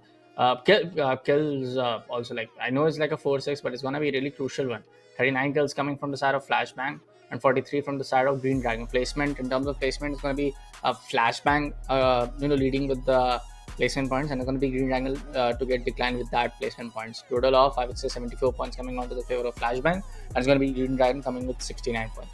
I still feel like, yes, talking about the side of Green Dragon, compared to what consistency Flashbang has shown today, Green Dragon can bounce back much more stronger compared to what Flashbang, subpar performances being looked up, being shown from the entire team from the last, I would say, day 1 and day 2 performance of the Esports Club Gauntlet Middle East powered by Zotac Gaming with our broadcast partner logo. Yes, day 1 and day 2, much, I would say, has been that consistent play has been coming in from the side of Flashbang compared to what we saw from the side of Green Dragon. Green Dragon is that team who have performed for today. We have seen Green Dragon surviving in almost every circle for the top 5 and top 4 play. So yeah, it tells a lot as that they are playing as a team, they're playing as a unit, they're definitely on towards making that qualification possible and just being with that consistent play on every other map.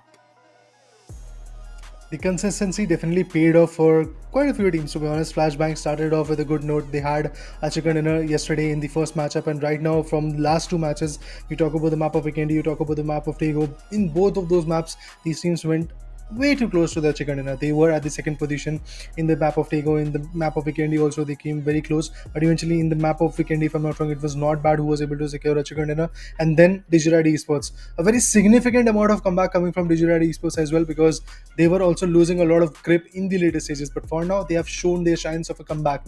I just want to see this kind of approach from all the other teams in the later stages as well. To be honest, if you ask me, in order to put a lot of, let's say, fun in this whole overall standing, I would love to see those teams who are not yet performing, them performing in the game. I'm talking about teams like Mindguards, I'm talking about teams like 010 Esports, and 010 Esports is kind of showing still their performance. Sunshine is also there in the qualification area, pretty close to it, but I'm talking about teams like Take Risk, who are actually way too low in the leaderboards.